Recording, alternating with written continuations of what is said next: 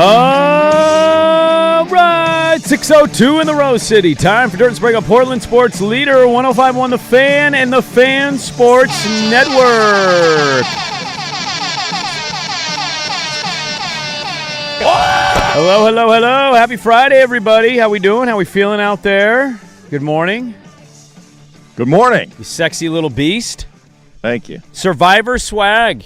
That's what they're calling you now. Oh. That's the new nickname. Survivor Swag?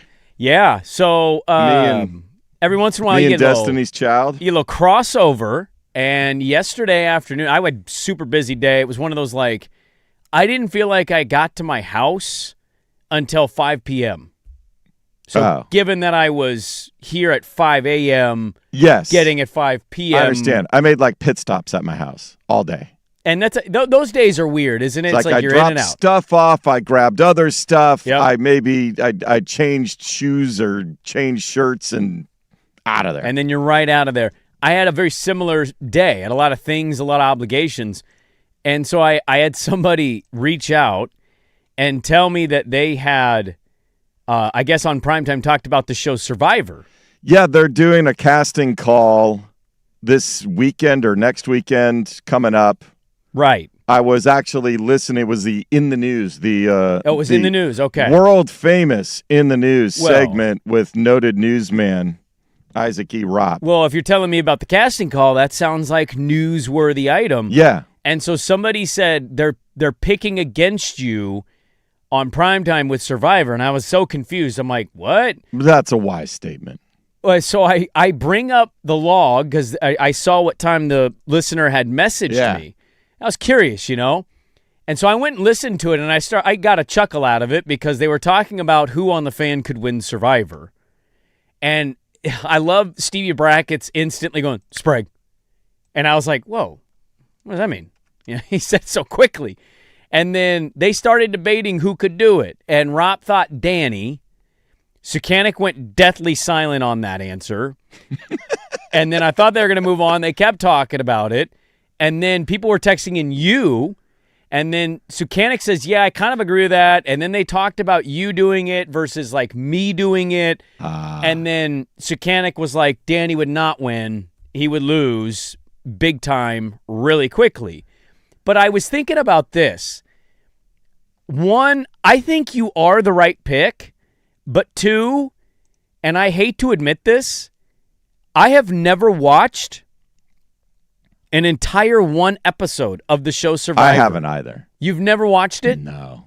I don't even really understand how the game is played. In fact, in my mind... There's two aspects of it. There's a manipulation aspect, right? There is the mental, conniving, backstabbing, forming pacts and this, that, and the other thing. Then there's the physical, everything you got to do. Yeah. So I didn't really know how to feel about I hearing my would not name. fare well with all the physical things that you would have to do. But what are the physical things? Are you carrying buckets of water? I've never really watched the show. No, it's been on for 30 years, I think, and I've never really I was watched. always more of an Amazing Race guy.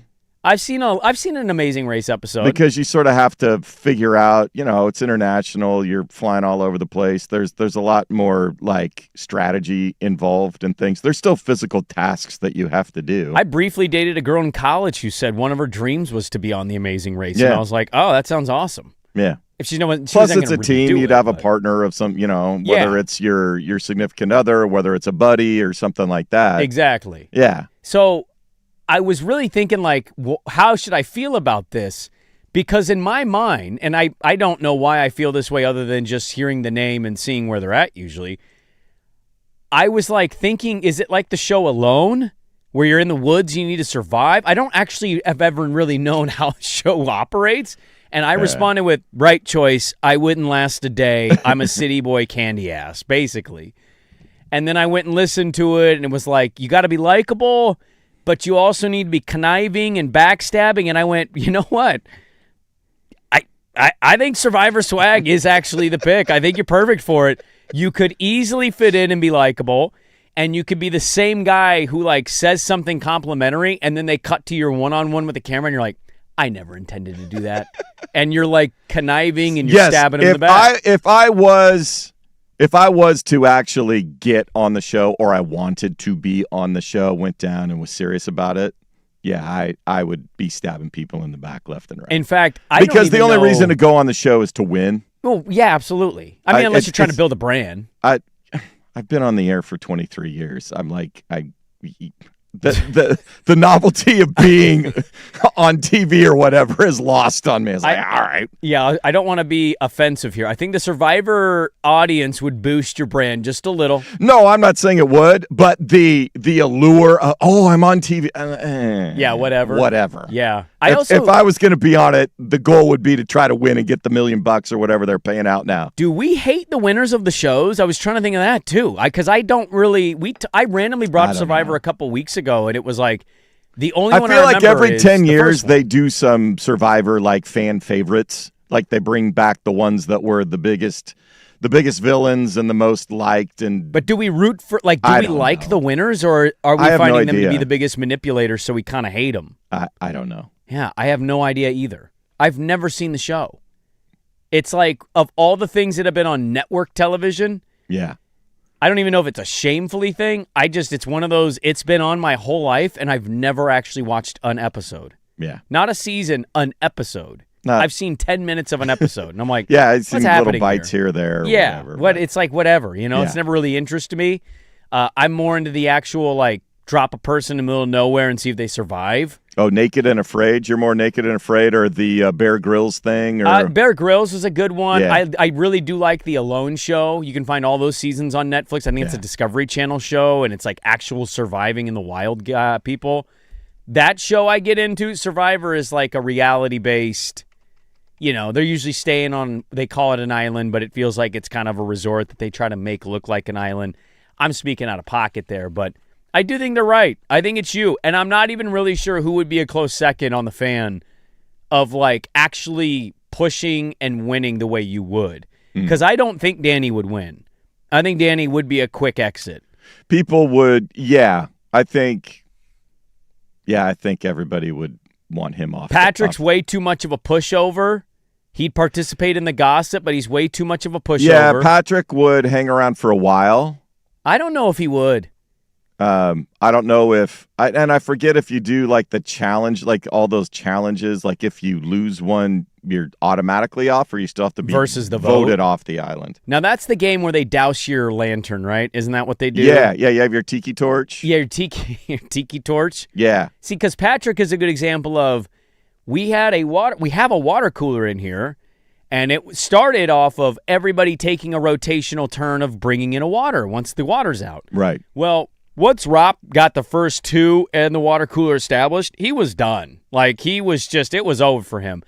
I participated twice, and largely nobody else was doing it, and then Patrick became the water bitch. Oh. So I think because he was reluctantly getting water, it makes me think that he falls into the honeybee trap of the Survivor games, and I think he gets eliminated pretty quickly.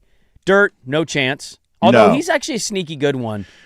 He would be, because he's petty. He's very quietly petty. He's very quietly petty. He doesn't overtly come out and get in people's faces. He loves to laugh at a lot of stuff that's not always funny for people.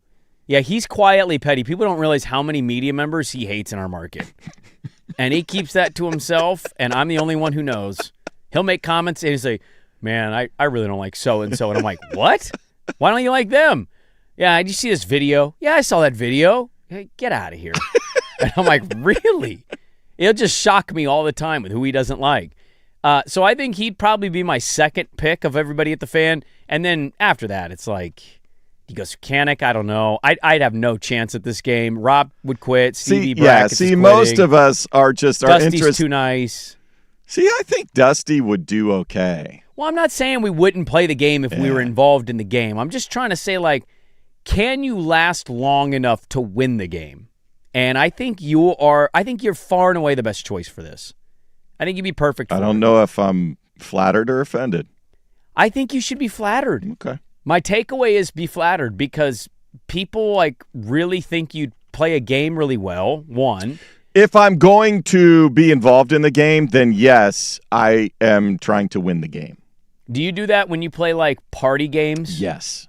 Oh, you're like a really super serious like charades guy, aren't you? I suck at charades, so I try at you're all terrible at costs charades? to avoid charades. Man. But Trivial Pursuit, Trivial Pursuit. You're playing Trivial Pursuit at your party games? Not now, but that was very popular. Yeah. So super serious game guy, huh? I'm trying to win. Really? If you're gonna sit me down playing cards, whatever the case may be. Cards is different. That's not a game. That's like that's a competition cards. Well, even if I'm not talking about playing like when we get together for like poker. Like Uno. Are you super serious Uno guy? Yeah, I'm trying to win. Oh, I mean, okay. Yeah. I mean, I guess I don't really know what it'd look like to not try to win. Yeah. But you're kind of locked in, not laughing, having fun? Because Uno, I can have a ton of fun while dropping a draw 4 on your ass. I tend to focus. If I'm going to play, I will focus. I can have another conversation about life or whatever else is going on, but focusing super hard, saying I tend to focus when talking about Uno of all the games is a hilarious statement. I don't mind making 6-year-olds cry. I played an Uno game once where one of my cousins, she left for the restroom, and it basically turned into, she's like, you don't have to wait for me, just like, you guys can start. And weirdly, what we did is we ended up flipping her hand over, because when my family plays Uno, we play it like the real official way. When you play like 8, 9, 10 deep, you got to keep score. Yeah. So we're doing the scorekeeping of Uno and not just like a random one-off. She left, and we played her hand. And now we played it honestly. Like, if we had her hand, how would we play it is basically what we did. She ended up winning the game. Wow. It's one of the more embarrassing losses of my life. Somebody beat us in Uno that wasn't actually present. Yeah, they weren't even around. And it was a quick game. Her hand won in like 3 minutes. I was like, what just happened here? How did this transpire? So I'm very familiar with the Uno seriousness, but I don't know how locked in I really am during it all. Got a good show today. Yeah, look at you. Thank you. I was busy between hops and Dad in the hospital. Well, I mean, I knew that was going to be the case. I'm not even talking about guests. Like, I'm excited for the guests. We have 3 guests today. I know. We've loaded up on the top of every hour. We got Mike Doc Parker at 7. Yes. And then we've got Mr. Move the Team himself, Bill Oram. People have weirdly like, hold this man accountable. And I'm like, I just think he's talking about it too much. I don't really think he's saying anything controversial, is he? I guess he's kind of teasing. He thinks the team's leaving, and I don't think that's going to happen.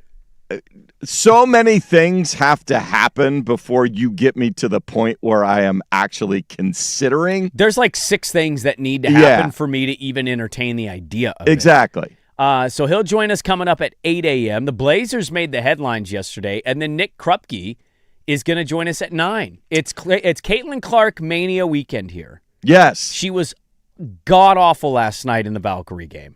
We watched that game because that game 6 was terrible. Are you starting to understand what I'm saying? I'd take Aaliyah Boston before I took Caitlin Clark if I was putting a team together? No, I'd probably take Mitchell before I'd take Clark. Oh, okay. A little more so than Boston. Boston had a couple of really bad late-game moments, but she's a good player. Yeah.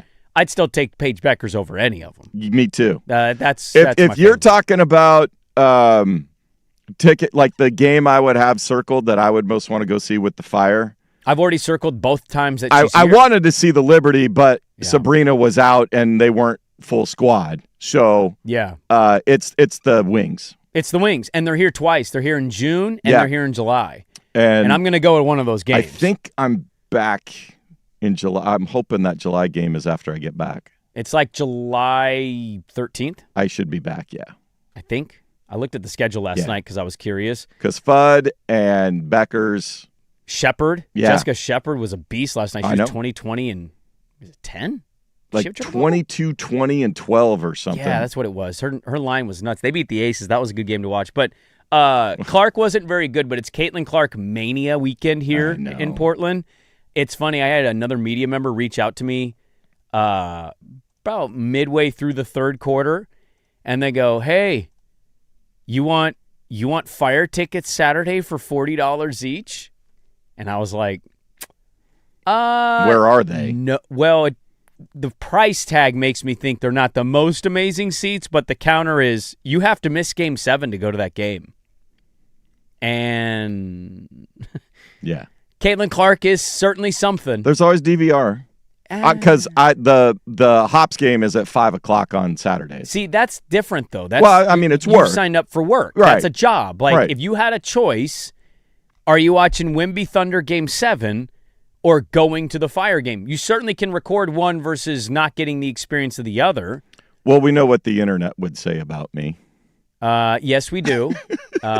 You'll never watch the game. It'll get ruined, and you'll pretend that you watched it.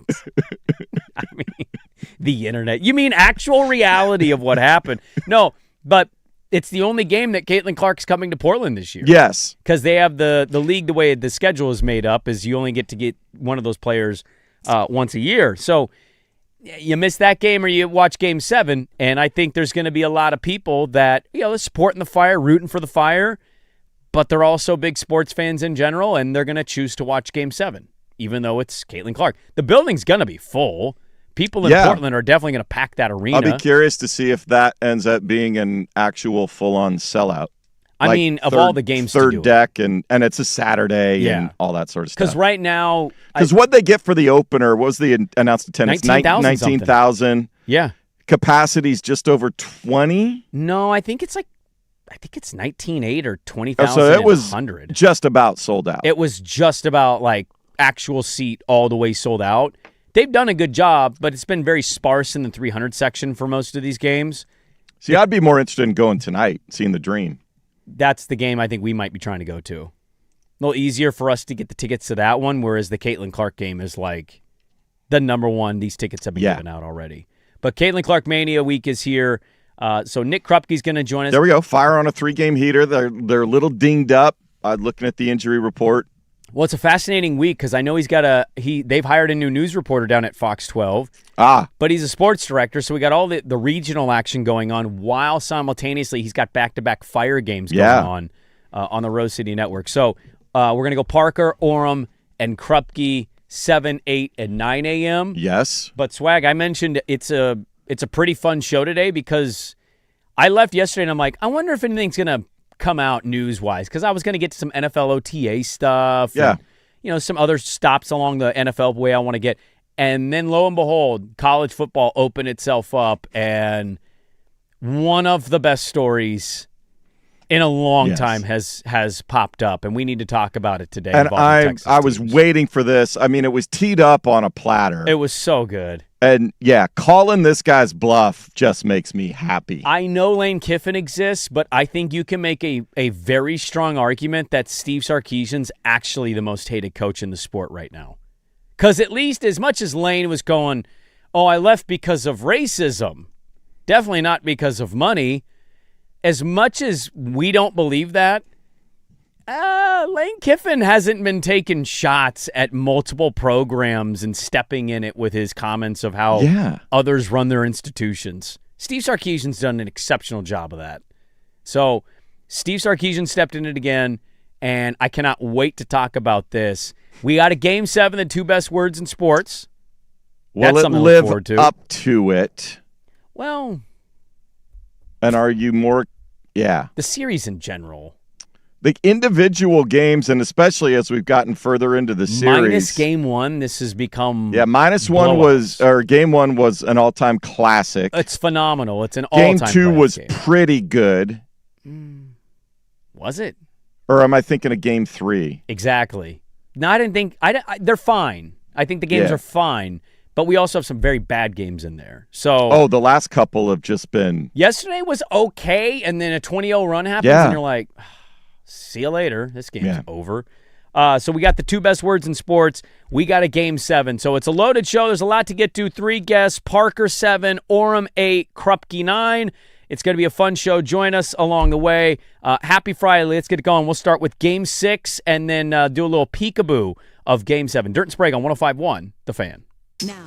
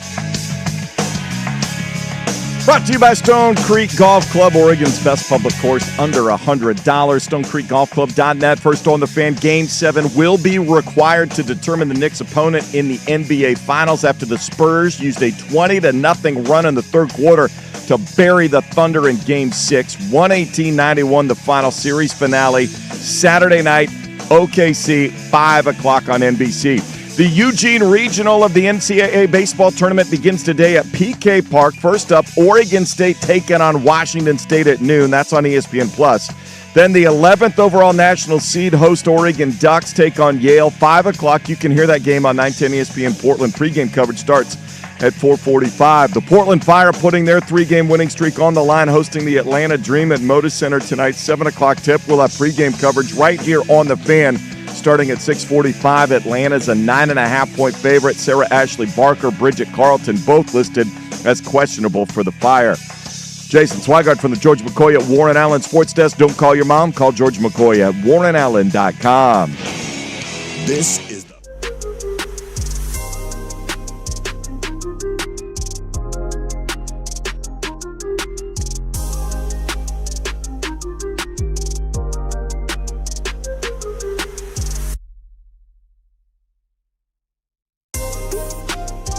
In. By the way, raising a good point here, because Saturday is Caitlin Clark Portland Mania. We've got a Game 7 in the NBA Western Conference Finals. We potentially stacking Saturday. We got a Civil War baseball game on our hands, too. What a day of sports we could potentially be having. Yes. I'm looking forward to it. Where would you rather be? Well, the weather could be nice. PK Park, Moda Center, or your couch watching Game 7? God. I'm going to get a lot of crap for this. I'm picking the couch. I can get all three if I want all three. That's true. I can get the baseball game. You can triple cast it if you want. And then if I want to check in to see how they're doing against Caitlin Clark, she is white. I can do that. And then I can get Game 7 and not have to be 2 hours from my house or 45 minutes out of a parking garage. Sadly, I think the answer for me is couch. I get all three. What would you choose? PK Park, huh? I would. Yeah.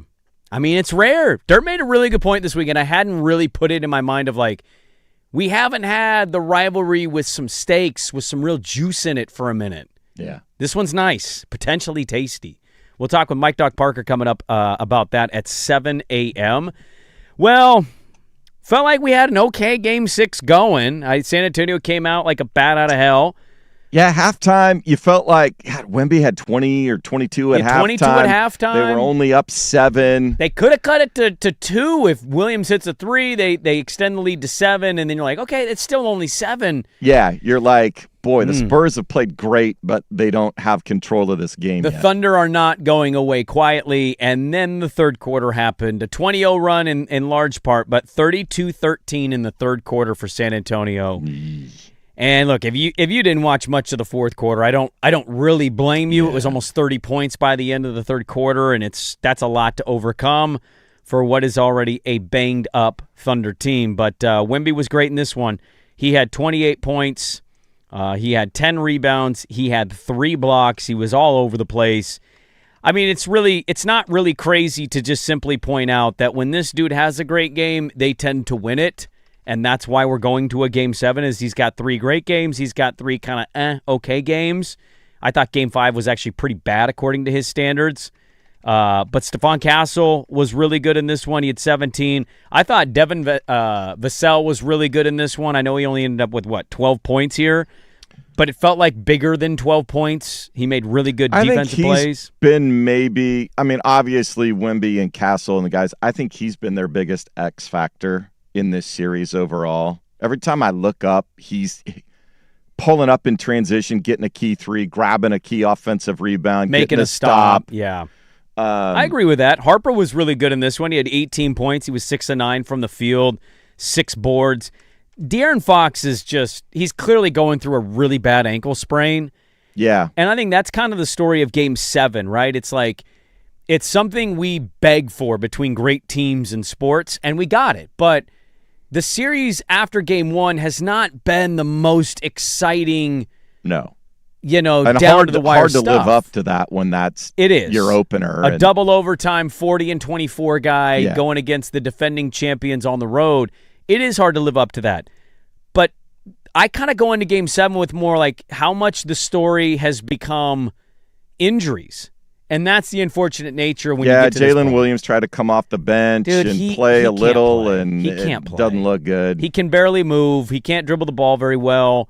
And I think De'Aaron Fox is kind of similar. He doesn't look like himself at all. He can't move the way he wants to move. He's a very shifty, quick player. He's lost that. When you have a really bad ankle situation, if you've ever played basketball in pain, like even standing and shooting. It's the worst. It is the worst. And so De'Aaron Fox isn't really much of anything. Jalen Williams isn't much of anything for him. So it's going to boil down to how much does home court matter? Is SGA going to get it going? My God, he was terrible yesterday. I thought they bottled him up really well. And then Wemby. If Wemby's not going to look like Game 5, but more Game 6, Game 1, Game 4, then that Wemby and the Spurs, I think, are going to win it. But it's an impossible series, Swag, I find. An impossible series to try to predict what's going to happen in a Game 7. Yeah, and then you throw in the factor of who's going to get a whistle. SGA gets 17 free throw attempts in Game 5. What do you have, 3 in Game 6? He only had 3 yesterday. Did you think I thought the whistles were better no, in Game 6 I didn't. than I 5. was at the hop, so I had it on my phone. I was glancing at the score. It didn't feel egregious. They didn't get in the way. I felt Game 5 became the Tony Brothers game. Yeah. And I don't like when Tony Brothers makes it a Tony Brothers game. No, there's a couple of people guys in the NBA that like their whistles, and when I see them, Scott Foster is one of them. Yep. Tony Brothers is one of them. Ed Malloy is another. Ed Malloy's one. He's got the sick hair part. And so they like their whistle, and you're going to hear it a lot. So yeah, I'll go look and see who I'm assuming Zach Zarba is going to be on this game, but Zarba was on yesterday. Oh, he was on yesterday. Yeah, so that's doing why like a big Zarba shift. is considered the top NBA referee and has been for the last few years. Thunder shot 25% from 3 yesterday. Well, they can't do that if they want to win this game. That's what forces their ability to have multiple guys hitting threes effectively. That's what forces Wemby from having to decide if he's got to come out, and he can't just sort of hang around the paint and be a one-man zone. When you get into Game 7 situations in NBA series, and certainly we can be wrong, but you can have a feel. Like when you get a team that's down 3-1 that pushes it to 7, like go back to 2016. There were a lot of people that picked Cleveland because they're like, dude, they got all the momentum. It's LeBron. It's a do-or-die game. I'll take that all day. And you had some people picking the Warriors because they were at home and they were a juggernaut that year. When you get Thunder and Warriors in 2016, 3-1 deficit, blown. All right, here you go. When that happens, you can point to a momentum. You can point to something. There is nothing to point to. There's no in momentum. this series. Every game's been its own thing in this series. I have no idea. Each team is won on the road. Yep. So there's no like, oh, that's a standalone point for me. Nope. Both teams are dealing with injuries. Now, Oklahoma City, in my opinion, a little more than San Antonio, but Fox is a key player. Yep. I just don't – I have no idea what to expect. Wemby's been good, bad, good. So is he due for a bad game, or is he going to – I'm actually a different version of anything you've ever seen. I'm going to give you an all-time Game 7 performance of 30 and 15. Like, right. I don't know what Wemby we're going to see. SGA. Yeah. Dude, I think you can make an argument, maybe from an efficiency standpoint, a shooting split standpoint, not so much. But from, like, what I have seen, that was far and away his worst game of the year. And it's not just because it was Game 6. It was like he looked unsure, rushed. I thought they did an exceptional job of they put these lengthy athletic guys on him that's already tough. And then as soon as he pops in, they're showing to. They're getting the ball at his hands. He's catching grenades. Like, yeah. I thought that was his worst game of the year. He just didn't look like himself whatsoever. So, like, what SGA am I going to get? J-Dub I have no confidence in, but And again, they need, what are you going to get from these guys? I don't know what to do. What to think. And who is somebody going to come out of their shell? For OKC, Chet needs to be.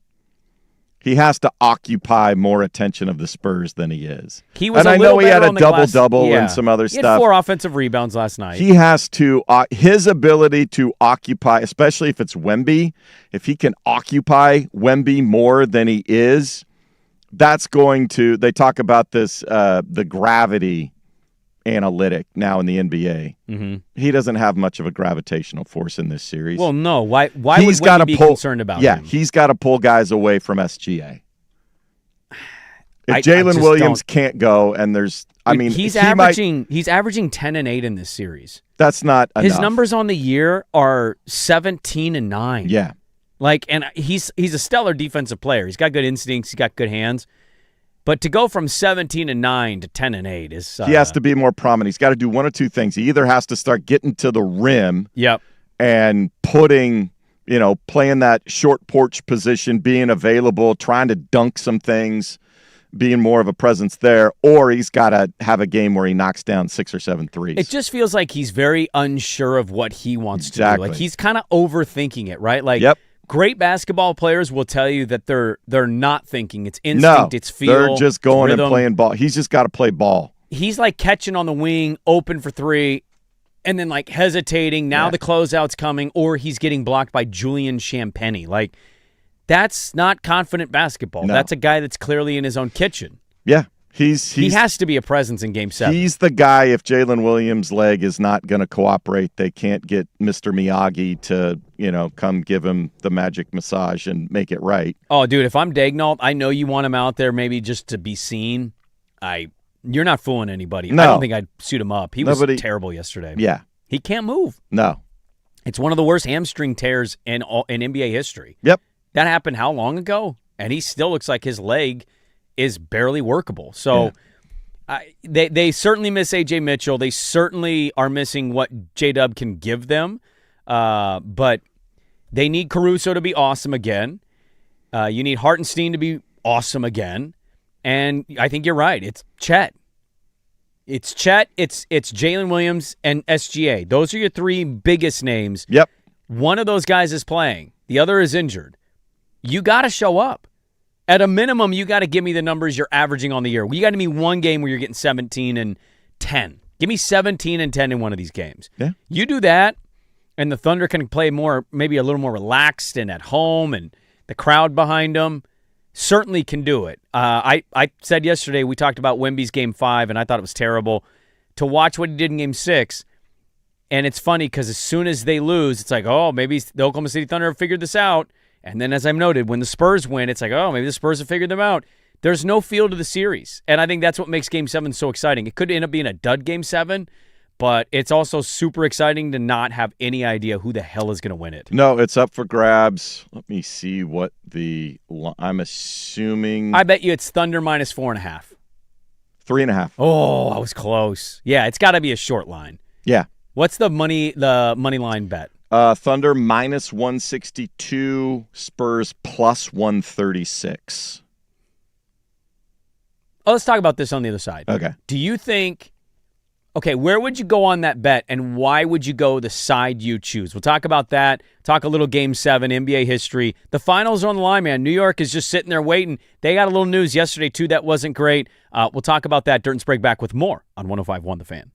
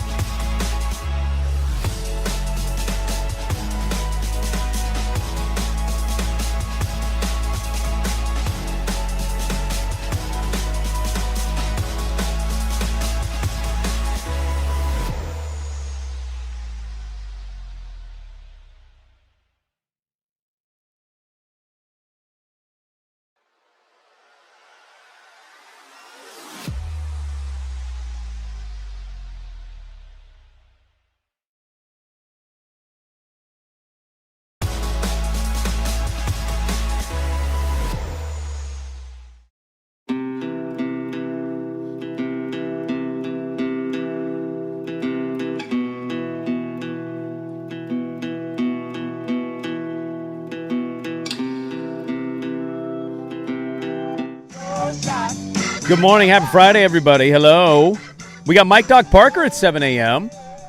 We haven't talked to Doc for a while. I looked at my text, so I texted him 2 nights ago, and he didn't respond, and I was like, huh. He's a busy guy. I know, and I don't think he's like Mr. on his phone all the time guy. Yeah. And I was like, okay, that's weird. And then during the show yesterday morning, he responded as if I was just texting him, and he's like, hit me later, Doc, and we'll figure out tomorrow. And I was like, oh, I meant like today, tomorrow, but okay. So we worked it out, and I figured out a time for him. But last I had texted him was in November. And you know what the last text I had sent him was?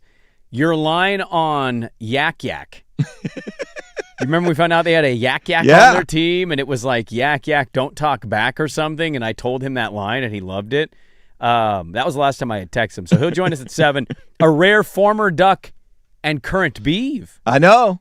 Look, he's going to call up for the Oregon State side, but I'm going to tell you right now, I always wonder how much nostalgia goes through his mind when he goes back to Eugene, Oregon. Were they playing baseball when he was at Oregon? They might have been. Well, I don't know because it went away, but yeah, it went away. I don't know how long the first iteration of it was. Killed the wrestling program to bring it back. Well, that's see another team win a national championship. You got to try to match that, right? Yeah. So we'll talk with Mike Doc Parker coming up at 7 a.m. We got local regional stuff starting at noon today, which will be on ESPN Plus and ESPNU, Oregon State, Washington State. Indeed. So Game 7 track records are not amazing right now in the NBA. My recollection is there's more duds than classics recently. I'll give you a couple of duds already. I might have revisionist history there. Cleveland, Detroit, absolute dud. Yep. That was a 30-point beatdown. Cleveland, Toronto was a dud. That was a 12-point victory and ended up not being really close at the end. Detroit, Orlando, talk about a 3-1 blown lead. Detroit came back, and they beat Orlando in Game 7, 116-94. You had Philly and Boston. That was interesting for most of the way, and then Philly ended up pulling away. And then you go to the finals last year, the Halliburton Achilles injury. It just spoiled everything. It just sucked the life out of all the fun, and the Thunder won by 12 and won the title. The semifinals that year, we had OKC and Denver in Game 7. That was 125-93. Yeah. 30-point drubbing. Yep. In the first round last year, you had Houston Golden State, and that was not a close game. It was 103-89. Denver and the Clippers, 120-101. You go back to 2024, you had Minnesota and Denver. That was the tale of two halves. The second half, Minnesota just killed them, and they ended up surprisingly winning at Denver. The Pacers beating the Knicks 130-109. And then you had Cleveland, Orlando in 2024 in the first round, 106-94. You certainly have your fair share of duds. It's an overwhelming. The home team usually wins the Game 7s, historically speaking, in the association. But I really just, whether you think, like, remember the Dallas-Phoenix series with Luka? Yeah. And they ended up going to Phoenix. They won that game. I remember seeing that at the Minneapolis airport. That was an insane Game 7 because I'm like, what's happening here? One team just straight quit on their home court. I know. And Luka just took everything from them. It's hard to get great Game 7s, but when you have a series that's been so back and forth, like, here's something I find interesting. I don't know who's going to win Game 7. I find it interesting how both of these teams make the other look so inept when they take turns doing it. Mm-hmm. The Thunder had a season-low 13 points in the third quarter last night. They missed 14 straight field goals and watched the Spurs go on a 20-0 run. No other team in the league can do that to Oklahoma City. No. And coincidentally, go to Game 5, Wemby looked like a 6'5 player who couldn't hit a three. And that's what Oklahoma City's ability is and capabilities are to San Antonio. So I find it interesting how they've kind of taken turns making the other look so inept. And it's odd to have that go back and forth, and then you get to a Game 7, and it's like, is that what's going to happen here, or are we going to get the Game 1 classic because it's for all the marbles? That's what you're hoping. I think it also goes to how much respect, Dirt makes fun of coaching at times. This is where you see the coaching because they are in. I think this whole series has shown this is where you see coaching. Yeah, and the slightest tweaks or adjustments of, how are we going to go? Okay, when Wemby catches the ball on this, particular spot on the floor, are we gonna blitz him? Mm-hmm. Are we just gonna gap up, try to make it look like a zone where he doesn't have anywhere to go, get the ball out of his hands? What do we want to do? And it changes slightly here. The biggest thing that changes that no NBA team has an adequate defense for is multiple guys shooting threes effectively. You cannot cover both corners and top of the key if they spread you out and multiple guys are shooting threes effectively. Yeah, there's nothing an NBA team can do to neutralize that. I'm doing this from a weirdly pro basketball fan standpoint. I think it's going to be a great Game 7. And I hope both teams have multiple guys that knock down shots. Like if it ends up being a double-digit win for Oklahoma City, for argument's sake. Yeah. I think it is a down to the wire, and they hit free throws late, and it's one of those. And the Spurs go cold in the last 2 minutes, and Oklahoma City gets a couple shots, and now they're fouling. It's a 5 to 8 point game most of the way, and they end up winning by 13 because desperation at the end. And that's what I think that's what I would say is most likely to happen. Now, what's the side you want to bet? If I was going to lay money, I think there's more value on the Spurs money line. Oh, the value is definitely on the Spurs money line here. Yeah. So you're confident in the Spurs, or are you just going for value?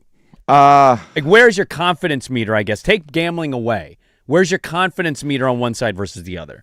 Because I'm leaning Spurs, but I've been so wrong in this series that I feel stupid even suggesting what side I feel. I bet the Thunder last night. If I was going to bet, I think I would bet on the Spurs, but it's probably more looking for the value. I really don't have a good feel. Just like you, I don't have a good feel for this. Okay. I might live bet this. Let me see the first quarter and what goes on. Does Wemby come out and look like I'm going to own everything? Or does SGA, they come up with some little wrinkle and he gets a little bit more space? What's the whistle like in this game? Game 7s, it doesn't feel like you get a lot of whistle. You don't. It's a pretty physical, brutal game. I got to go. Who the refs are? Who the refs are. Yeah. I mean, you can tell me who the refs are. I'm going to tell you right now, Swag, I don't know who calls the most fouls and what their record is in the Game 7s. What I would say on this is, though, like, where do you lean on Wemby having a good to great game versus a mediocre game to his standards? If you think it is truly going to continue to be a great, not so good, great, not so good, you kind of have to ride the wave. I have a very hard time thinking we're going to see Game 5 Wemby in Game 7. Now, Game 7s can be funky. I was reminded the other day of the Boston Lakers Game 7 not too long ago. Oh, actually, it was a long time ago now. In 2000 and, what would that have been, 9, 10? When they faced each other again. Mm-hmm. And I was reminded of, like, truly how awful Kobe was in Game 7. Kobe shot I'll go look at his box score. I think he was something like 8 of 24 from the field. He ended up getting a lot of rebounds. He was active defensively. But that was the Ron Artest Pau Gasol game. They lifted him in Game 7, and that was at home in L.A., came kind of down to the wire. Boston had a lead. They blew the lead. Like, Game 7s can make anybody look mortal. And it's just, there's a weird feel to it. You remember the 2016 Cavs Warrior game? That final 4 minutes, it was like barely anybody could score because you feel the energy in the arena through television.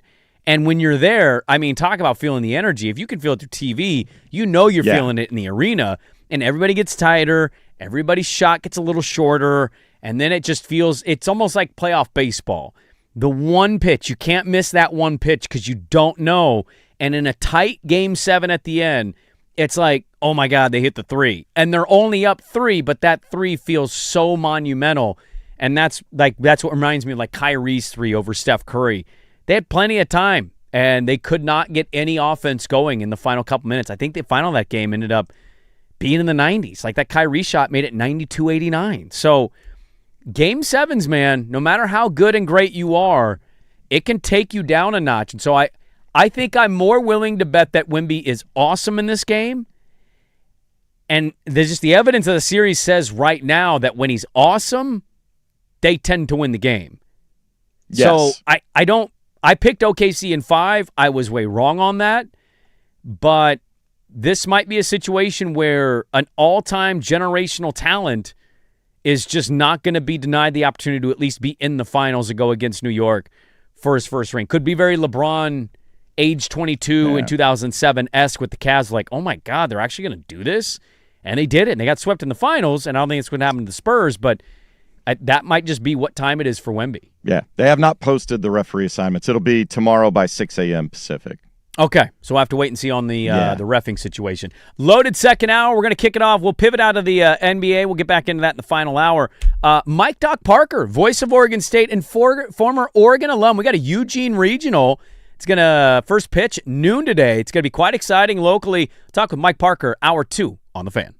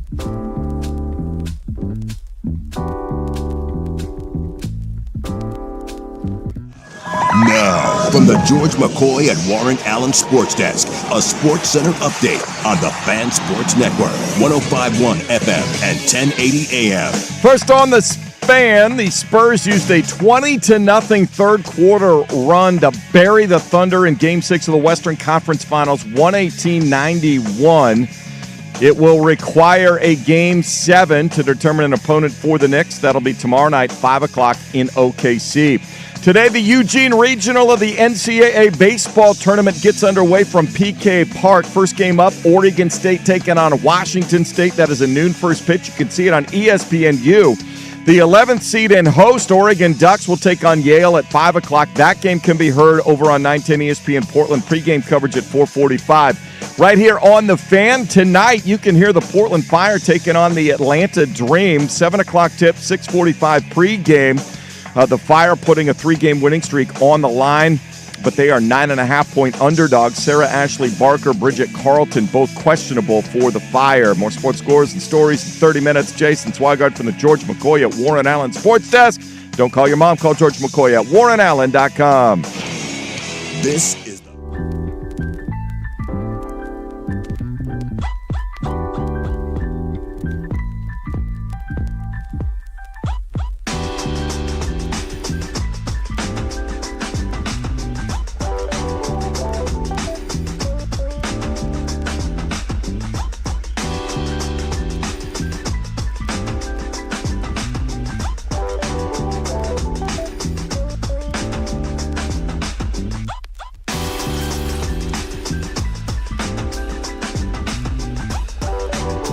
Leader 105.1 The Fan, and what we like to call the Fan Sports Network. That's 1080 AM, the Odyssey app, YouTube. Good morning, hello. Hope your commute's going all right. Hope your Friday morning is off to a decent start. Got a pretty exciting show today. We talk a little college football. We got college football in the notes. We got one program calling out a head coach. Bill Orum's going to join us at 8 a.m. Mr. Move the Team himself, and Nick Krupke, Caitlin Clark Mania, and get his thoughts on the Eugene Regional and U Sports ripping off every dad in America. He experiences it. I experience it. We will talk about it. But as we go on in the second hour, and we will have a lot to discuss here, Swag is bringing up our guest. Hopefully he gets a hold of him. He's one of those, sometimes you call him once, you don't get a hold of him, call him twice, maybe. Third time, definitely. Hey, I got you, Doc. He's also a tanks guy. He's not like always a thanks guy. He does the tanks, which I find actually adorable. That's an adorable little trait about him. But we're awaiting Mike Doc Parker, the voice of Oregon State baseball, as the Beavs head down to what they call, not me, they, okay? They call it Goss South.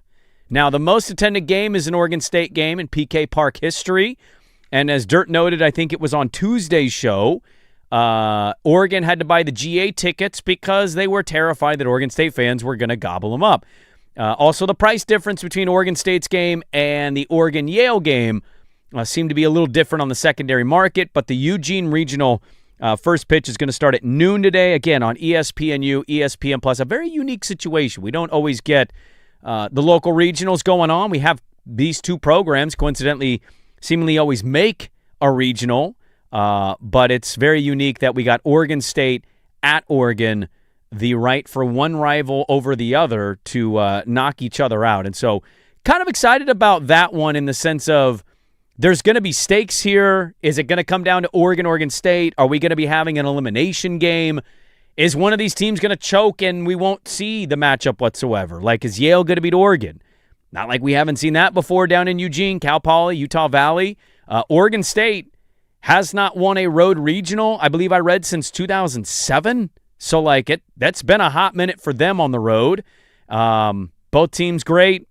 Some people wondering if Oregon would have hosted a regional had they not canceled certain games, and Oregon State suffered with their kind of independent schedule not being as strong and not having like a conference title to play for. So we'll see what happens, man. I'm super excited about it because it's nice to have something with an in-state rival. I know the football games got announced this week, and look, I for all the poo-pooing, to use a term from earlier this week, that people do about the Oregon State-Oregon football stuff, I think there's a good amount of people that are just happy that it's going to get played. And so I don't think I speak for the masses. Most of the Oregon State fans I do talk to tell me they don't really care about that game anymore, and it doesn't have the same feel. I think Dirt's echoed some truth to that on the Oregon side from some Oregon fans. But you also got a lot of people that have been here for a long time with that game and do not have it as odd. Playing it, I think, in the start of the season is odd, and so that game is kind of fallen by the wayside. In basketball, I mean, basketball hasn't.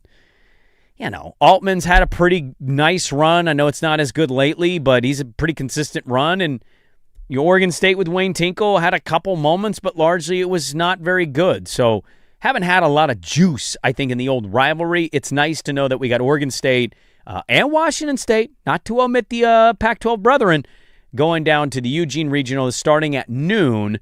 And Oregon State, Washington State will be the first game today. And then we'll have Oregon and Yale following that one. So we'll see what happens with both the teams as the first pitch, again, is at noon on ESPNU, ESPN Plus, or catch this man on the radio broadcast, the longtime voice of Oregon State athletics, our good friend, Mike Doc Parker. Doc, good morning. How are we feeling today? Well, feeling pretty good. I'm sorry about the glitches, gentlemen, in trying to get on the air with you, but it's nice to be on with you. And I heard you as I was driving the old-fashioned way, listening to 1080 The Fan in my car radio. Yes. I pull over in Junction City, so I'm sort of halfway. And I heard you speaking in terms of, well, does Doc ever get nostalgic? No, I don't. I did go to some baseball games at Howe Field before the program shut down when I was in my educational undergraduate years at the institution in Eugene. And I enjoyed going to ball games, but I saw more Beaver games because Big Jim Wilson, my broadcast partner in football, OSU Hall of Famer, who I'll be working with today on the broadcast from PK Park, Jimmy was the younger brother of two of my good friends who I was going to school with at Oregon, and we would drive to Corvallis. I saw more college baseball games at Coleman Field watching Jim play than I did when Oregon had baseball before they shut it down after the 80-81 season. So no particular nostalgia for baseball other than thinking about Pat Casey getting his 1,000th win at PK Park when Mitchell Verberg struck out Ryan Nelson with the bases loaded to clinch the Pac-12 title in 2017. When I walk in there, that's the twinge of nostalgia I get.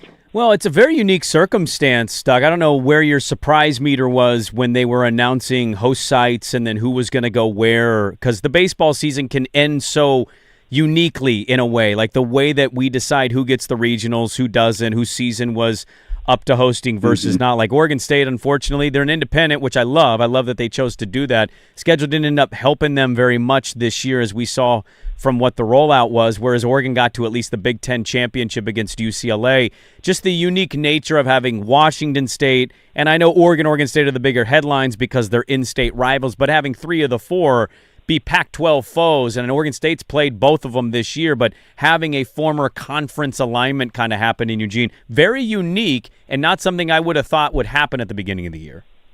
I agree. I wouldn't have either. And I will say that Coach Wazakowski for Oregon did say, I think rightly, that both teams deserve to host. I think Oregon State had a strong case to host. Oregon certainly did. But as I talk to you guys sitting here, pulled over in front of the Viking Inn in Junction City, which is unfortunately no more. This was a stopping point en route for many of us in charter flights in football over the years. We'd stop here for breakfast on way to the airport. It's gone. I don't know what to do about that. But I'm in their empty parking lot now. But you understand what, as Peter Sellers said about in the wrong box, do you realize the enormity of what you just said? Well, okay, here's do you realize that I'm telling you that I'm driving to a regional? Now, right. When the Beavers have been sent out for regionals, and they have, I've not driven to Charlottesville. Mm-hmm. I didn't drive to Baton Rouge either time. I didn't drive to Fort Worth twice or Dallas.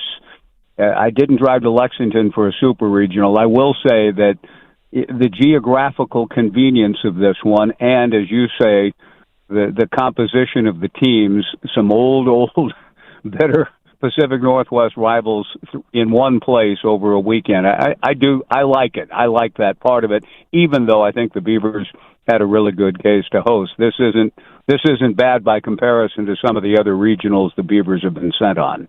You know, if you're looking for something to eat and a nice individual to serve you some food, I think a guy that actually went to Oregon coincidentally but be very hospitable would be our guy Josh Wilcox, Mr. Junction City himself, if you're looking for a pit stop there. Yeah, I mean, Josh is a great one. Yeah. Josh is a great one, no doubt. I don't see him on the streets, as I pass through Junction City, but I think if he saw me, that would be a nostalgic twinge. I think he'd probably take care of the old man. Well, I mean, I guess we could start with the first game because you'll be on the call this afternoon. We got a noon start. You're getting ready to go down to Eugene. You're midway there already. Like Washington State, Oregon State played them a couple times. Just what's your thoughts on Washington State and the matchup going into that one?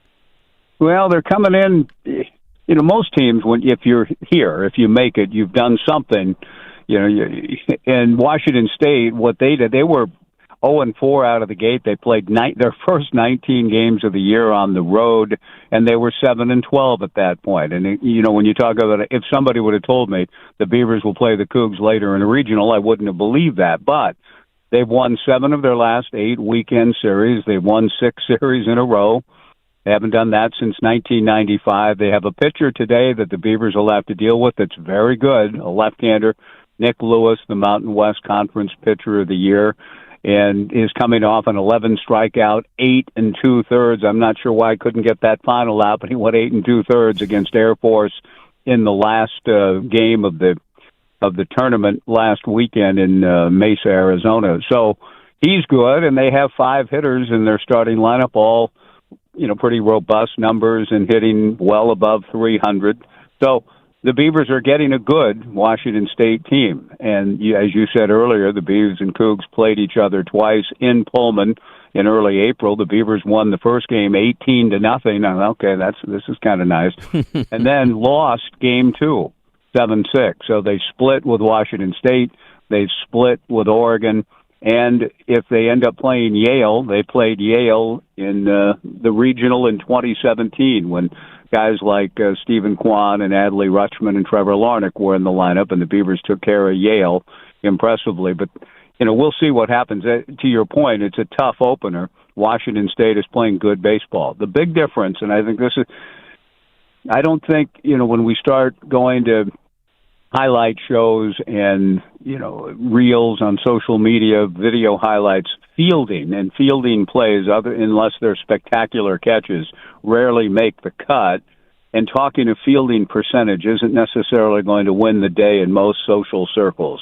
But let me tell you, the big difference today could be Washington State fielding percentage is .966. The Beavers are tied for first in the country at .985. There's a big gap there, and if it comes down to pitching and defense, and pitching's good, but one defense is better than the other, that could swing this ball game today. Yeah, this is the voice of Oregon State Athletics, Mike Doc Parker, heading down right now to Eugene. The Eugene Regional, it's going to host Oregon State, Washington State. Oregon, obviously, is the host school. And then Yale has to fly over, the odd duck of the group. You're going to fly way over. I don't even know who's going to be there representing Yale in the stands. But one thing that we do know as Oregon State fan is the Oregon players note themselves, like this is Goss South for them. When you look at the record-breaking attendance, it's when Oregon State was there. There was a report that my co-host Dirt had said Oregon had to buy GA tickets so Oregon State fans wouldn't scoop them all up, and we'll see if the resale market is going to show us a lot of orange. They love playing down there, but Doc, they're looking for their 3rd straight super regional advancement, but they haven't won on the road in a regional since 2007. I know it's not a similar situation of flying to a different place. They're just driving, but it's a very odd situation where I think people are feeling good about their chances, but also it's been a while since they've been able to get out of this thing as a visiting team. It's true. It's true, Doc. However, this year's team has played better on the road. I mean, I wanted the Beavers to play at home, certainly, but some of the mysterious, almost inexplicable, and as James Creppy of the Oregon Live wrote, inexcusable, it was the word he used. I mean, baseball can be its own excuse at times. It's a tough and odd game, as you all know, but their worst losses clearly were at home this year against teams you wonder with the RPI, UTRGV, and others. How did you lose to that team? Well, baseball can have something to say about it, the game itself. So in that sense, though, the Beavers have played better. The win against Oregon was not at Goss. It was at PK Park, one of their better wins earlier in the year. So I think they feel okay about this draw and going on the road. It's different. This team has really thrived on the road at 15-2 this year. So I don't mind it per se. I'd rather play them at home, but I think this is a very expedient draw for the Beavs. I think they're going to be in good shape. I think we're going to be talking about a super regional opportunity for the Beavs after this weekend. Preview on Oregon, if we get to that point. I think everybody is hoping best case scenario locally would be an Oregon State. Whoever wins this wins the regional thing. I think that'd be the most exciting, most fun. As I pointed out, the rivalry hasn't felt the same the last couple years in really anything, and so it's a very unique opportunity here. If we do get that, your general thoughts of Oregon, who's pitching in past regional history, it's not been great. Their offense has been fine. They're on fire right now from offense. Their pitching has been a little better as of late. They got this Milwaukee kid who hits 500-foot home runs. He's insane. Just your thoughts on Oregon in general if we get Oregon State to play for the Super Regional. Well, I do think that's what we're going to get, and I think it's what the committee in creating this field was hoping to get. I think that is what's going to happen. They'll play each other maybe more than once, during the weekend, and Oregon is really good, and to your point about the pitching, I mean, the offense has been mashing. They have a hitters-friendly ballpark. It wasn't in the George Horton era. I think just before the 22 season, fences were brought in some 10 to 15 feet. Oregon has been setting home run record after home run record, but as everybody also has talked about, the most impressive thing, not only just how they play, hit, their pitching has improved as the season has gone along significantly, but they're big. They're just a big physical group. Canzano, others I've read have talked about how they look like a football team rolling off a bus, and there is some truth in that. I mean, it's a very impressive, imposing, physical-looking group, and the Beavers but the Beaver pitching has the second lowest ERA in the country, and they pitch well. They have depth in pitching, starting, middle, and late. I think their good pitching can find a way, as the cliche goes, to beat a really good offensive club, and that's what I expect to happen if they do meet. Do you like the 24-team playoff? Listen, guys, I'm sorry. I'm not a fan of the playoff system at all. Oh, now, we've talked about it before. No, I mean, but there's a 32-team plan that a good friend, the inventor of Big League Chew, Rob Nelson, has been promulgating of late. I don't know if he's getting any traction on it. He invented Big League Chew with the late, great Jim Boughton, and he's done very well for himself. He's got a shrewd and sharp mind. He was a pitcher for the Portland Mavericks in the Portland Maverick Battered Bastards of Baseball era. I've gotten to know him kind of through the years. He's trying to get some traction for a 32-team plan. I'll forward you his plan. He's calling it the Portland plan because it was conceived in Portland. I'll send it to you. Okay. I don't like the playoff at all, but since we're in it and we ain't going we're not going to go back to the old way, then let's go 32. Forget the 24. Let's go 32 on the Rob Nelson Big League Chew Portland plan, and I'll send it to you. Maybe we go Mike Leach. We go 64. We just do the NCAA tournament at this point. Last one for you, Doc, and I'll let you go because I know you need to hit the road. Life going all right for you? How you been? I haven't seen you in a long time. We haven't talked in a while. How's life? I heard you reference that our textual exchange. When was the last one? It was yak. Yeah. So we must have been talking Beaver men's hoops. Yeah, a lot has happened since we last talked. In terms of a new head football coach, basketball coach. Well, when you ask how life is, as I make my way into Eugene, they have these theaters downtown and the Metro complex or whatever it is. They're kind of independent theaters. I don't know what to make of this, but my daughter, who I'll see later today, my daughter Elle, I have two daughters, Lydia and Elle, for her 30th birthday, wants to rent out one of those little theaters, and you can do that, and then invite friends and play any movie of your choice. Now, I raised these wonderful, daughters of ours with films like Finding Nemo and El Dorado and The Sound of Music. My 30-year-old daughter wants to celebrate by watching No Country for Old Men. So I don't know if I took a dark turn or a path, or she did somewhere along the way. I liked the film, but in terms of celebrating a birthday, I'm just not sure how gung-ho we're going to feel walking out of the Metro Theater after we watch No Country for Old Men again. Yeah, Doc, I'll give you a bright side to this. You got to feel proud of that, dude. You have to fight through the Nemo days to get to the Old Country for No Men, and she chose that independently. I think you raised a great human. No, I should. You're right. You're right, Doc. I'm gonna finish my drive. Yes. From Junction City, looking for Wilcox, and thinking about what you just said, and hope to feel better about her choices. Well, it's always great to catch up with you. You're one of our favorites out there. Have a great call, Doc. Enjoy the nostalgia if it ever hits you, and hopefully we get the Oregon State regional final. Have a good call, man.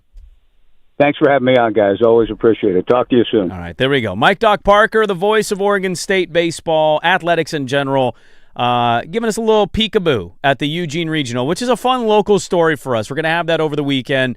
And we'll see what happens, man. First pitch is Oregon State, Washington State at noon, and then Oregon, Yale, and then got to sort out the losers, the winners. I just hope we get an Oregon State, for all the marbles game. And we could get, if it goes all the way to a final Game 7, where both teams that are left each have one loss. Yeah. That's on Monday.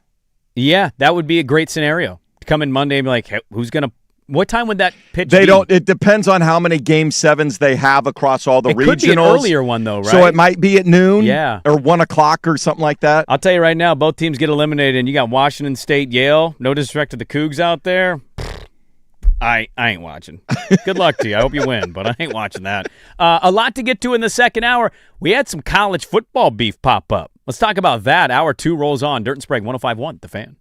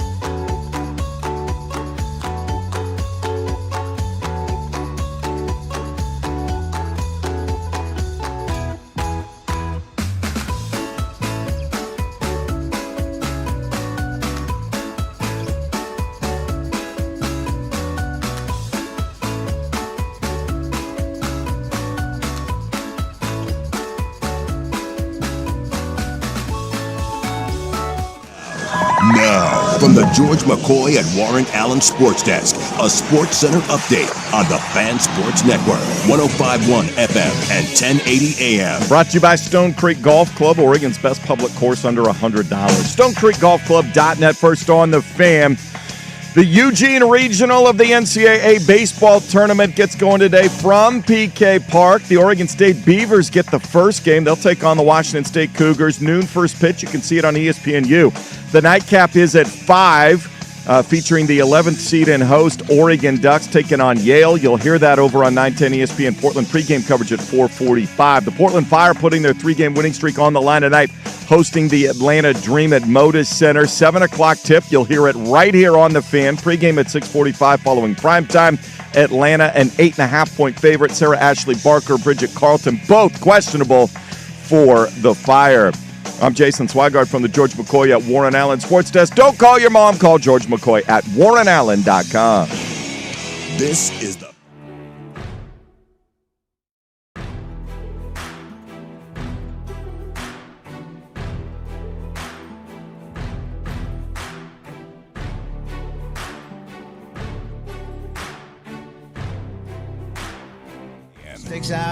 Good stuff from Mike Doc Parker. Always nice to catch up with him as he makes his trek down to Eugene, Oregon for the Eugene Regional. Sounded pretty confident about Oregon State's chances to win. I know he is the voice of the Beavers, but he's usually pretty honest if he's like, I don't know about this one, Doc. He said he expects them to be spicy. Thinking about a regional. It's spicy, man. Hopefully I hope it's spicy. It is spicy. Weather's supposed to be pretty ideal, not too hot, but dry. Should be nice this weekend. It should be great. Looking forward to that. Let's get to college football. Got some college football notes here. God, I loved when I saw this. This is good. Okay, so this happened. I so want it to happen. This happened about a week ago, and we've talked about this guy, but I must have missed these quotes specifically. So at a Houston meeting for Texas, Steve Sarkisian, the touchdown club, he was in Houston last week. He met with officials at Texas, and he's doing kind of the coach rah-rah, this is what our season is, our expectation type stuff. He given those comments. And in it, he said, quote, there's a team in our state that plays in another conference that has a schedule that I would argue if I played with our 2s and our 3s, we could go undefeated, and they'll probably make the college football playoff this year.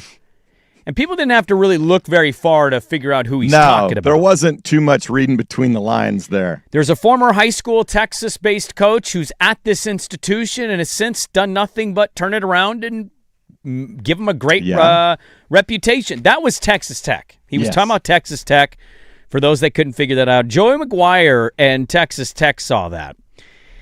Oh, boy. They did not like those comments. Joey McGuire, quote, there's no way they're talking to us because Sark's a pretty tough guy. His teams are really tough, and I would think that if he was talking about us, he would call us out, right? Like he wouldn't just say this kind of comment of, well, there's another team in our state. Well, I guess he was talking about us. And then he proceeded to take it a step further. Both Joey McGuire and the big billionaire booster who's trying to change legislation in college football, Cody Campbell, have both instituted a challenge. There you go. Steve Sarkisian in Texas, you guys are so big and bad, we will buy out Abilene Christian, and if you broke ass is needed, we'll buy out Texas State, and let's play week 1. We'll play at your place, you play at our place, and if you need to, we've already talked to Stephen Jones. Yeah. He'll host a neutral site game. They have instituted the challenge. And look, Texas is not going to do this because their schedule is really difficult. Yes. They're already in the SEC. But I effing loved this. We will pay $5 to $6 million to shut your ass up and come prove it against us. Bring your 2s and 3s. We will win this. I love this. You can bring your 1s too. We'll beat them as well. This is so juicy and good for the sport. And honestly, I'll give you this. I think sports, in some ways, I hate it. I got to be honest with you guys. In some ways, I hate it. I think the media mixed with sports, it's becoming too wrestlery. Yes. Like there's elements of it that I like. I like showmanship in games. I love a little FU energy in a game.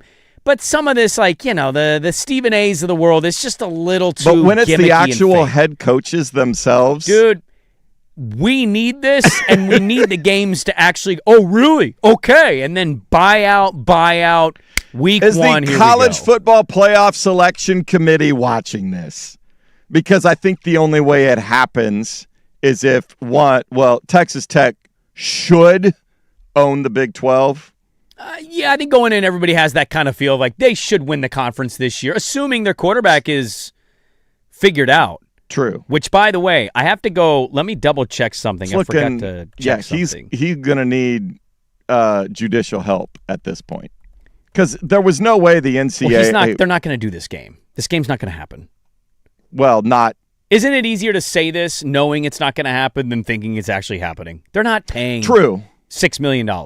This is not going to happen. Oh, Campbell will write that check. I'm not saying they wouldn't. Campbell is literally saying, I will write the check now. There's no way Texas does this. Texas is not going to do this. And look, they're going to get accused of being soft and, the loud talkers who can't back it. In reality, their schedule is really difficult. They don't want another incredibly challenging game on the schedule. It's not the year for it. But I would love if this ever happened and another coach was like, okay, you want to buy it out? We'll buy it out. Let's do it. Like, we had this during COVID. It was one of the rare wins we got during COVID. You remember the Coastal Carolina BYU game? Because they were trying to figure out who was going to be like the lead independent team at that point. Because I think BYU were they in the Mountain West? I think they were independent at that point. Yeah. And Coastal Carolina was having a moment. And they just settled like a week out. They're like, we're going to play. And they played the game. So I went and looked it up. So here's an interesting little side development, okay? There was something that I saw on On3, and it's really gross, but it's not surprising in this day and age of college football. There was a report from On3. UCLA has a redshirt quarterback named Carson Gordon, okay? Not a name you all know out there. I certainly am not going to pretend I knew who he was. He entered the transfer portal window, and you might be saying, oh, window? The window is closed. He's transferring as a track athlete, but everybody is speculating. It's for football. It's for football. So they're wondering if he found the loophole, and guess the program that he might be going to. Lubbock.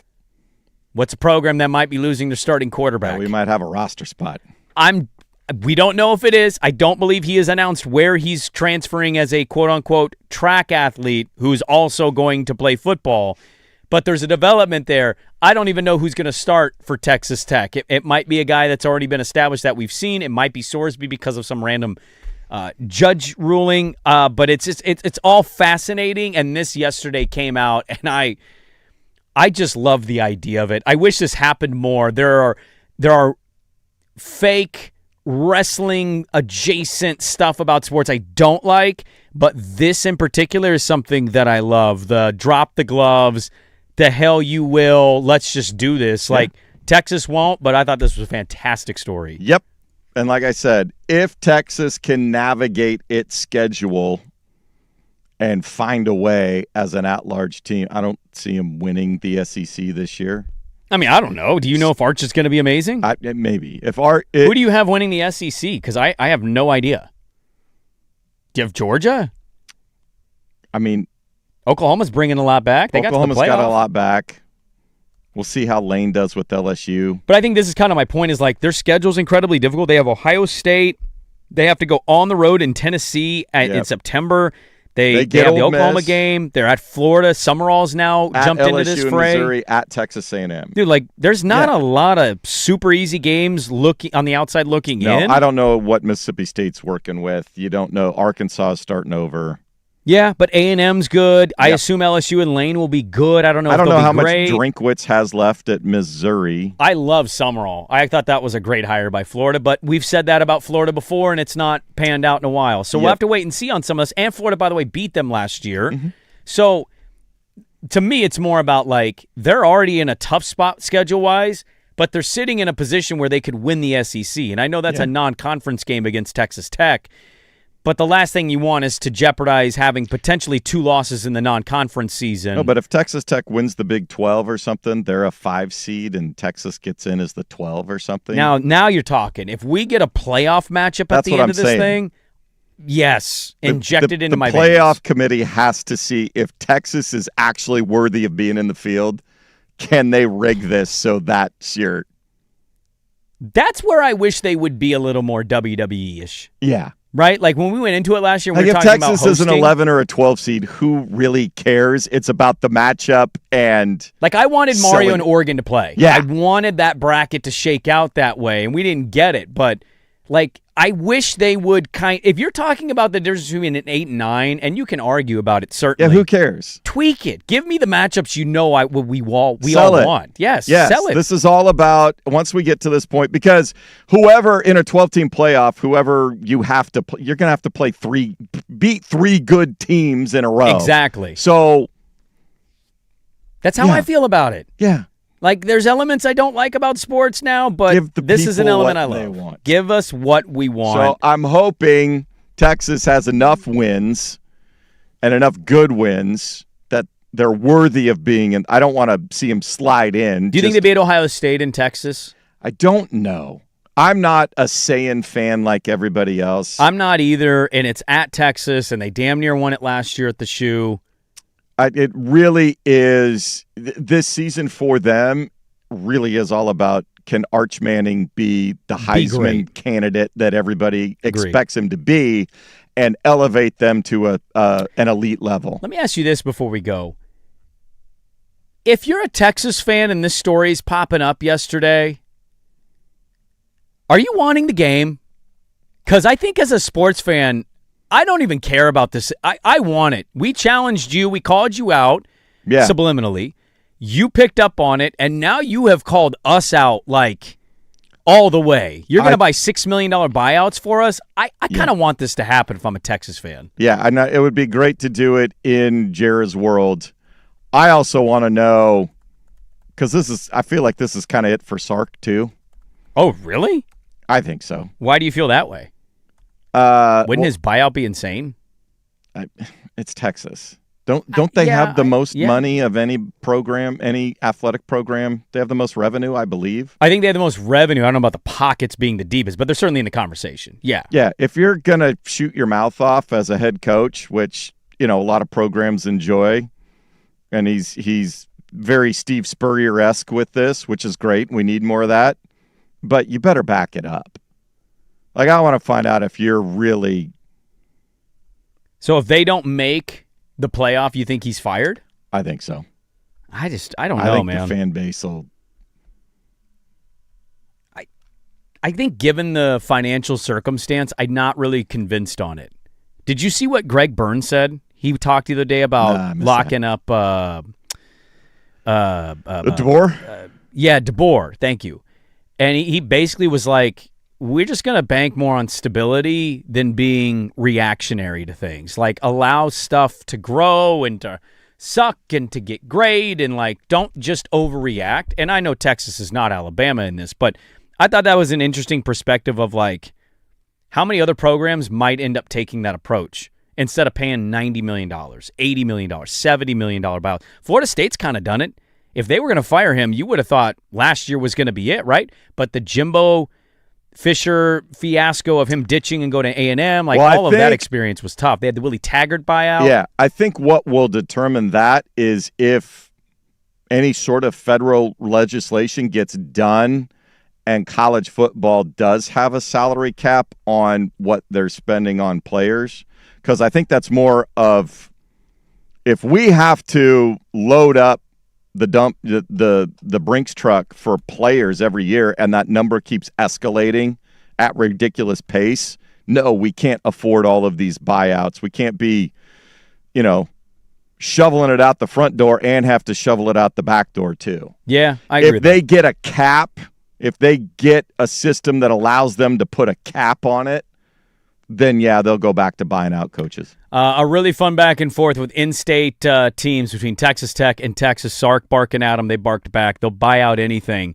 to play the game. I think it'd be great for the sport, but I would never bank that it's going to happen. It just doesn't make any sense for Texas' schedule. We have a lot more to get into. Bill Orum's going to join us at the top of the hour. Dirt and Sprague. We're back with more on Portland Sports Leader 105.1, The Fan.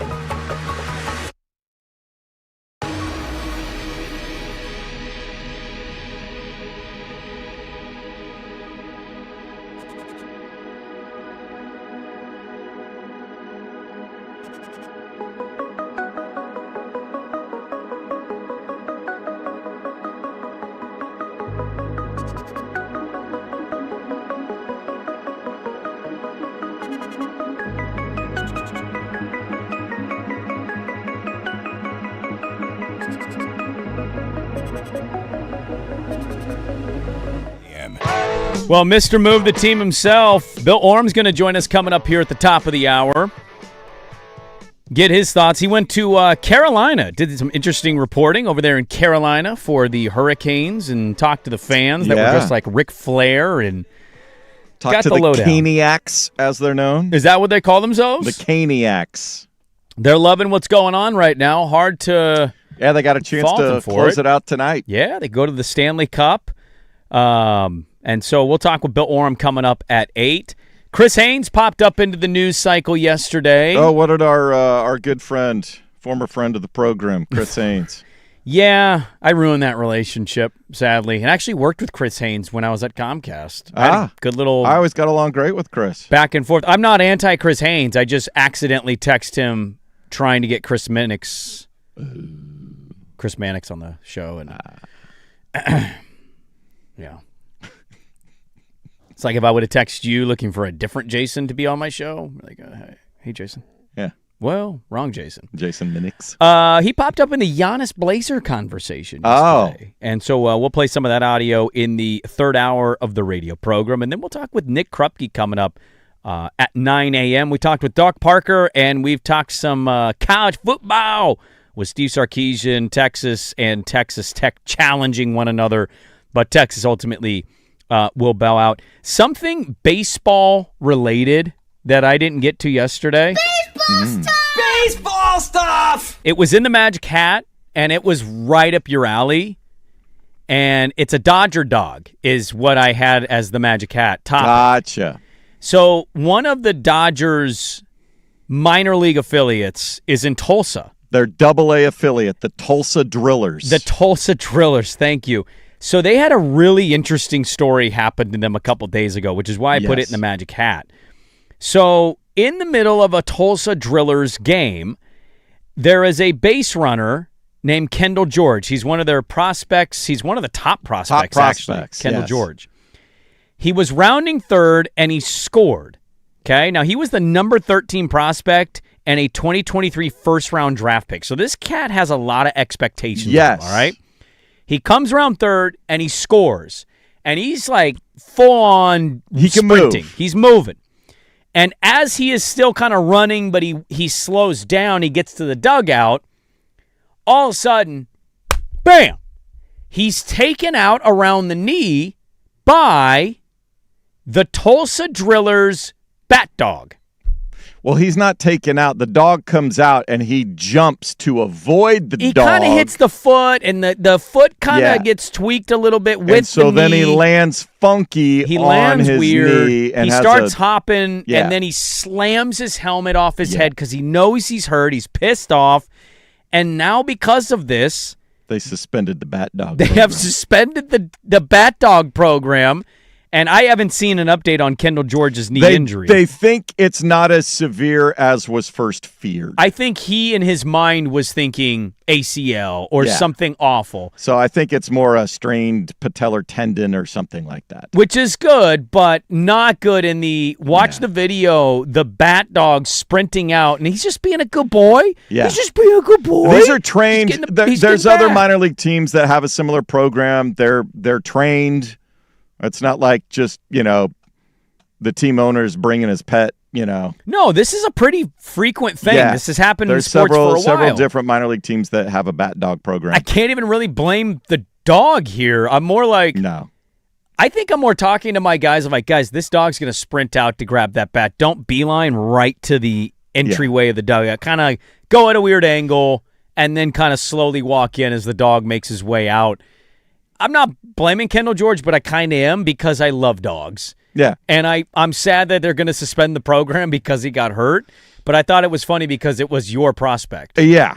Well, Dodger prospects are important because that's what they use at the trade deadline to go get another all-star because of the injured starting pitchers that they have right now. Who you're then going to sign for maybe $1,000 and then pay him $30 million at the back end of that deal. Exactly. Yeah. Exactly. Yeah. So that's why it's important for the Dodgers. This is in the conversation of all-time dumb injuries. Yeah. A dog running into the bottom of your foot as you try to lift up and then you tweak your knee? When I first saw it, and I was like, oh, my God, did the dog go out early and he, like, ran into him at home plate or something? But it was not the case. I don't even know if he made contact. I mean, the dog kind of surprised him, I think.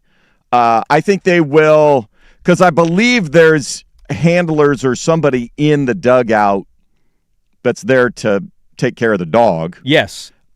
So they'll just have to review the protocols and, wait before they send the dog out to get the bat. The biggest problem with that is the institution of the clock, the pitch clock. So not only is there a pitch clock, but if you go to games and minor league games, and you'll see there's also a 30-second clock that starts in between. So when the play is, quote, dead on the field and the next batter is coming up, there's a 30-second clock that starts before the next batter has to be ready to go.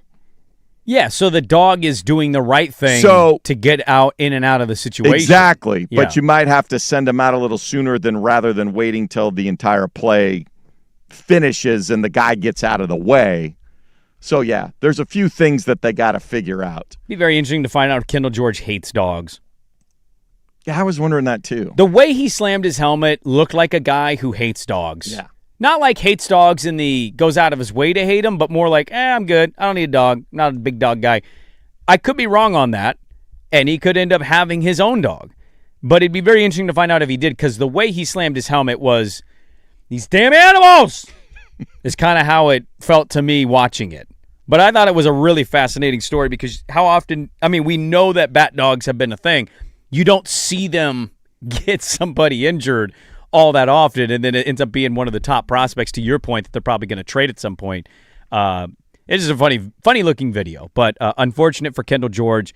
I think he's going to be out with a knee injury, and they have suspended the dog bat program in Tulsa. I hope it's temporary, that they'll just kind of review the protocols and... Yeah, you make the dog wait a split second longer. Okay. Who's ever handling or in charge of the dog in the dugout, it's like, hey, you got to wait until here. Clear. That's all you need. You just need a clear guy. A lot to get to in the third and the fourth hour of the radio program. We're going to talk Blazers. Chris Haynes, is he teasing us? Is Giannis does he want to come to Portland? Blazer fans can't be teased like this. I don't know. Oh, really? Because I feel like Blazer fans are actually majority out on it. Oh. We can't do that. I think it's just, I think that's years of scar tissue of being teased. Yeah, I also told somebody, I'm like, I kind of want him to be traded here because admittedly it'd be one of the cooler things ever to see him in a Blazer uniform. I remember going to a Blazer game when Scotty was a Blazer. Surreal. It felt like it wasn't real seeing him in the white jersey as I was in the 100 section. Couldn't believe it. So we'll bring that audio to you in the third hour of the radio program. We kick it off, though, with Mr. Move the Team himself, the guy who keeps telling us they're moving. And he just went to Carolina. He's written a lot about Tom Dundon. Talk with our good guy, Bill Oram, OregonLive.com. Hour number 3, Dirt and Sprague on 105.1, The Fan. It's time for Who's Stinking It Up? Woo! Do not go in there.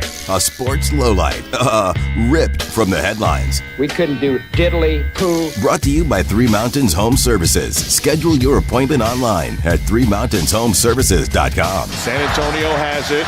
Johnson to Castle, right wing. Stephon puts it on the deck, drives inside the arc. No look at the rim where Wemby, with one big hand, throws it down. Yeah, Mark Kessler, ESPN Radio, PJ Carlissimo, they're on the call. That one, 20-0 run in the third quarter for the Spurs.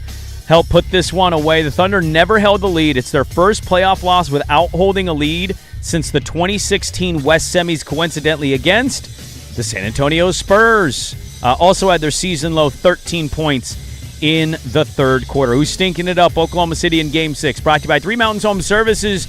You know that slow drain you've been dealing with? Call Three Mountains Home Services today, and they'll clear your stubborn drain with an accessible clean-out for only $59. Plus, at the same time, provide a free estimate for a mainline replacement. It's easy to schedule your appointment online at threemountainshomeservices.com today.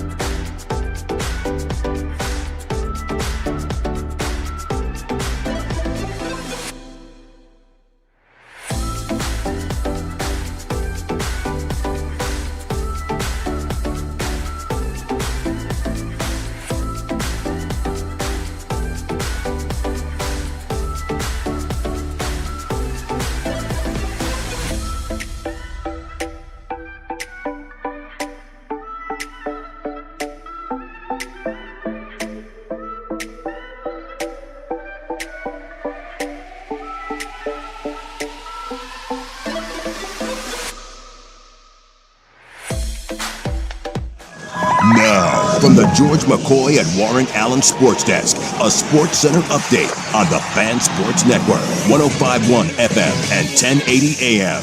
First on the Fan, the road to Omaha begins today for 64 teams, including 4 in Eugene. Oregon State taking on Washington State to kick off the Eugene Regional. Noon first pitch. You can see it on ESPNU. Then at 5 o'clock over on 910 ESPN Portland, you can hear the 11th seed and host Oregon Ducks face Yale. Our pregame coverage begins at 4:45. Portland Fire going to put a 3-game winning streak on the line tonight at Moda Center, welcoming in the Atlanta Dream. 7 o'clock tip. You'll hear it right here on the Fan with pregame coverage at 6:45. Atlanta, 9.5-point favorites. Sarah Ashley Barker, Bridget Carlton, both listed as questionable on the injury report for the Fire. I'm Jason Swigard for the George McCoy at Warren Allen Sports Desk. Don't call your mom, call George McCoy at warrenallen.com. This is the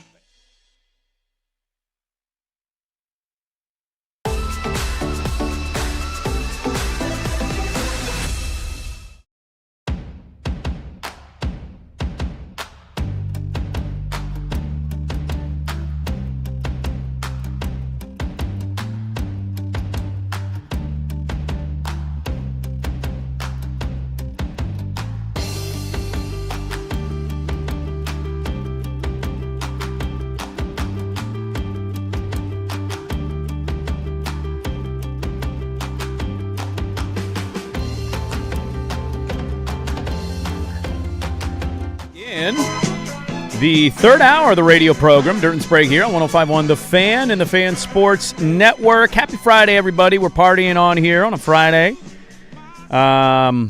We've talked about a lot. We had one guest earlier, Mike Doc Parker. Hard to top a Doc Parker when he's sitting outside of a vacant restaurant in Junction City, Oregon. And we got 3 guests today. The second one we're awaiting his illustrious arrival, Bill Oram of OregonLive.com, who's written a lot about, we're going to lose our team. They're going to relocate. Everybody scream. There's a lot going on, too, around the team. Tommy Two Nickels, Giannis, is he destined to come here? Is he willing to come here? There's a lot to discuss. Plus, we've got, we can check in with Oram. I imagine he's going to be covering in some capacity the Eugene Regional. It's not every year you get Oregon State in the same regional in baseball. Caitlin Clark Mania is here. She's in town.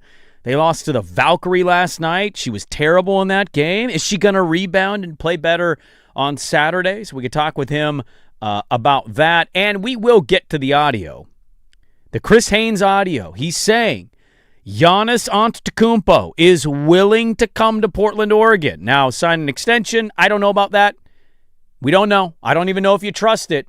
But we can talk about that in the third hour of the radio program. You can reach the fan text line at 503-864-6326. Good morning to everybody, including Bill Oram, who is back from Carolina after talking with Caniacs as they get ready to watch their hockey team potentially punch the ticket to the Stanley Cup, to dive into the Tom Dundon ownership situation in there and comp it to what's going on over here. You got a Q&A with Tom Dundon. He's been a busy man, and I'm sure he's getting ready for the Eugene Regional as well. Bill, good morning. How has life been for you, Mr. Travel Around the World? I've been doing really, really well. I've got some hot coffee here in front of me. I think the sun's going to peek out here a little bit later. Good weekend ahead. Baseball, basketball, sports. Okay. Nice coffee. Just going to keep not rescheduling our coffee date, or what are we doing there? It's a little awkward here. Well, we schedule coffee and then you say insulting things, and so then I have to take a break from you for a while. Hold on. No, I'm challenge flag. What did I say that could possibly be insulting? I did not name you, by the way. Of the 2 people on the show, my co-host is out. I am not the one that named you Mr. Move the Team. My co-host did that because you keep telling us that we're losing our team and you're scaring the living hell out of people. Well, maybe eventually having the living hell scared out of you will move people to understand what is actually happening rather than burying their heads in the sand about it. But, that's up to you. If I have to be Mr. Move the Team and I have to be the boogeyman or the bad guy on this, so be it. But I'm not going to sit on credible information of what's happening.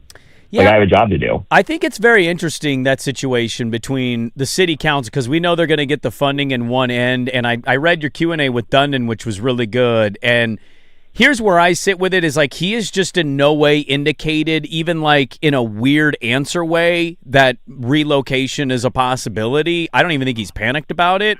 I think he feels he's going to get the funding, so it's not really much of a story for him. And I understand your side of it, what you're saying with certain city council members. You've gotten into it. They've called you out. But ultimately, like, the pressure and the real movers and shakers in the state, they're going to make them give the money. Like, I don't know if I'm in the camp of, like, worried about it. Okay. Oh, that's it? You are? You're still worried about it? Why would I have spent the last 4 months of my life, Brandon? Like, why would I be using my platform and my voice and spending time on my career and using my credibility to say that this is a real concern if it was BS? Like, why would I do that? Well, I don't think you would BS. I think you're reporting what you're hearing.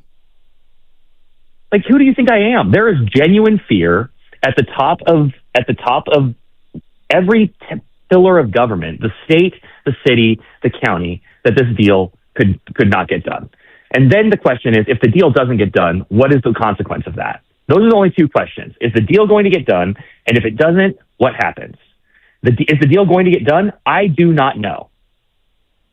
I don't have the same confidence you do. Because I've talked to so many people about this, and there's absolutely no person in who actually has any influence or power who expresses the same level of casual confidence that you just did. Not one person in the city of Portland or state of Oregon who operates in City Hall, Multnomah County, or the state of Oregon. It doesn't exist because the votes aren't there right now. And that doesn't mean that they won't come. Mm-hmm. They could, but they're not there right now. And you have a really tight timeline where this needs to happen in the next couple of months, or a lot of things start happening where you don't get the funding in time to do renovations for next summer. So the timeline is blown.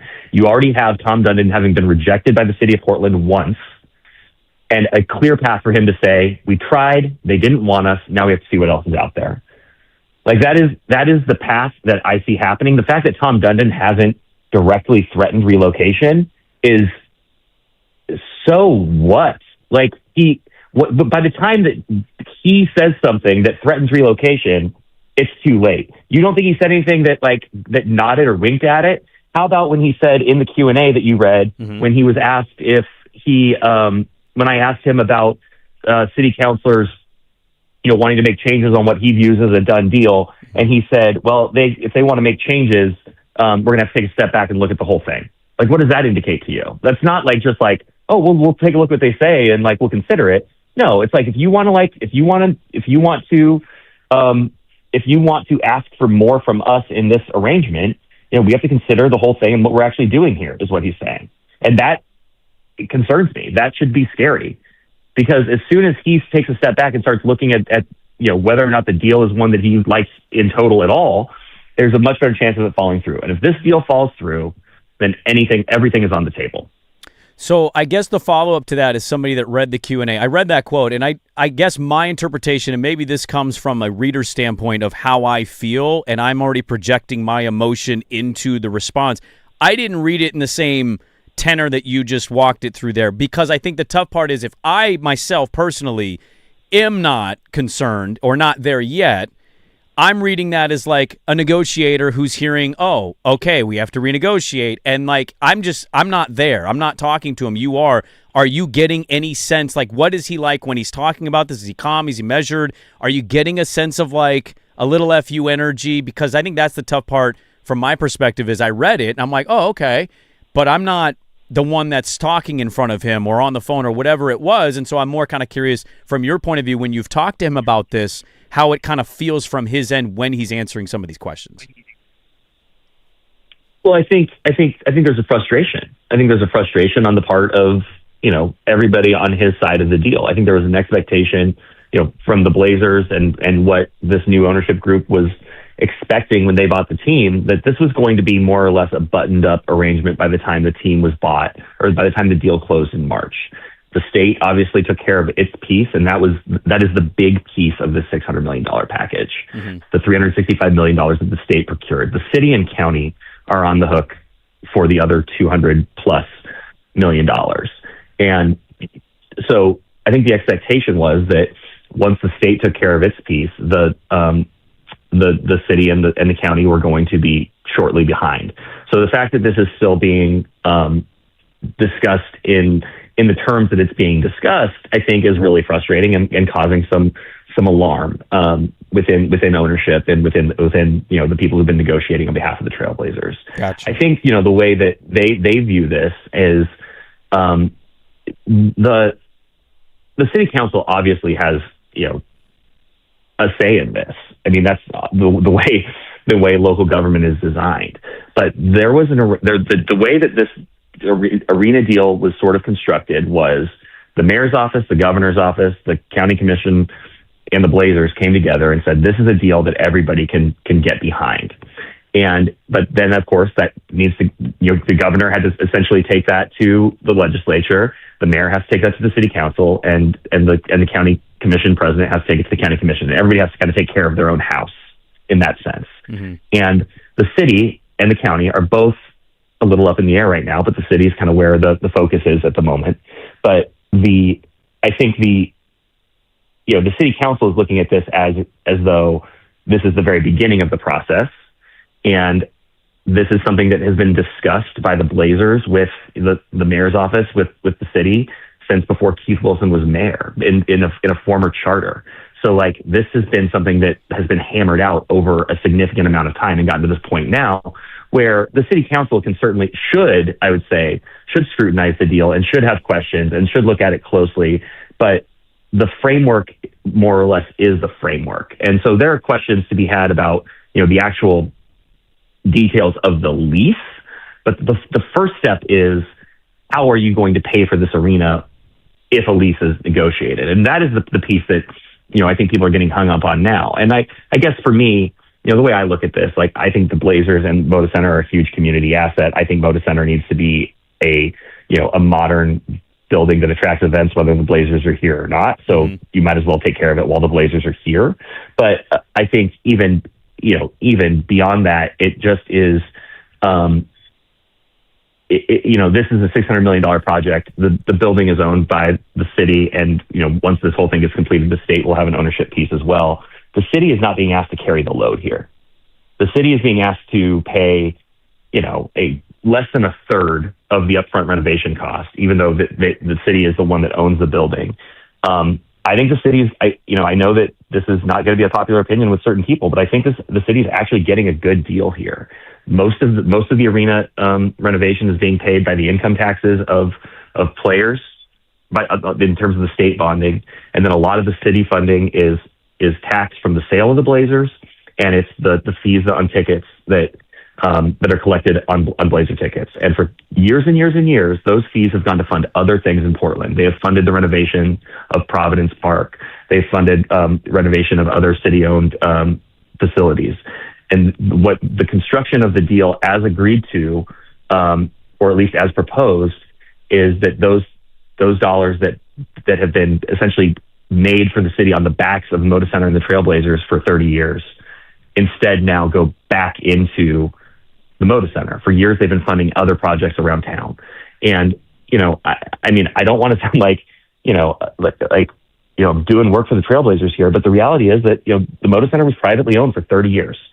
Paul Allen paid for the maintenance, the operations, the ongoing cost of the building. The city paid $40 million of the original cost of the building. That was for some parking. Otherwise, it was privately paid for and privately financed by Paul Allen and privately maintained for those 30 years. So the city got a extremely good deal for the first 30 years because they didn't have to pay for it.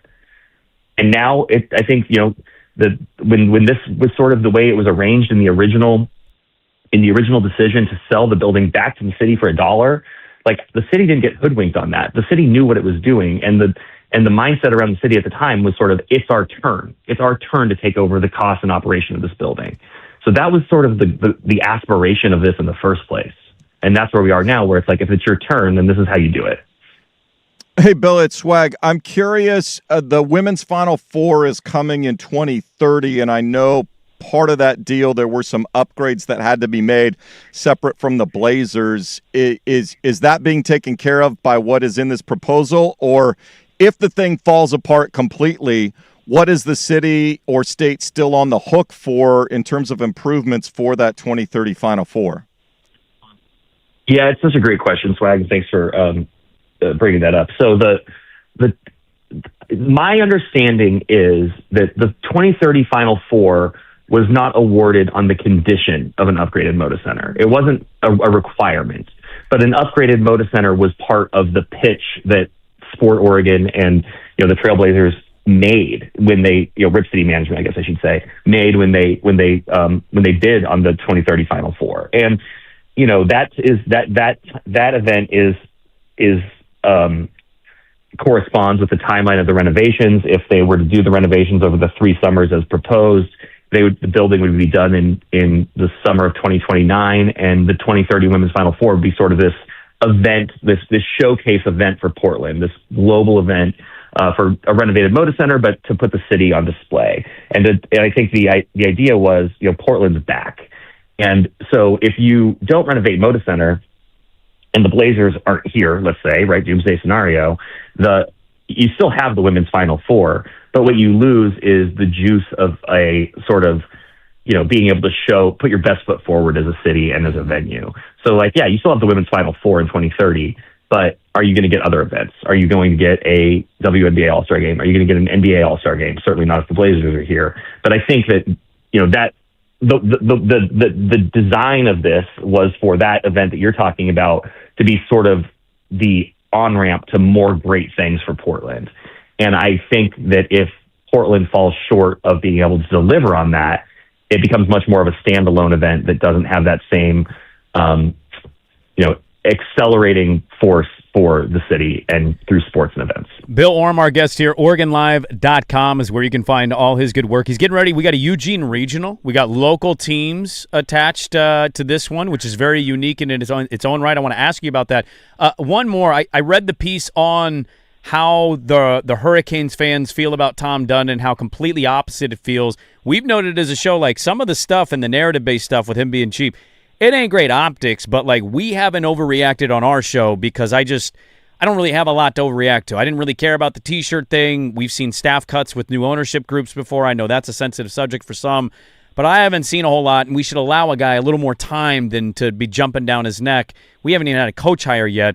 What, I guess, of the stuff, and you had a really good piece on it, but what just surprises you the most of being in a city who feels one way about Dundon versus the ecosystem you are in here locally and how he's been written and talked about?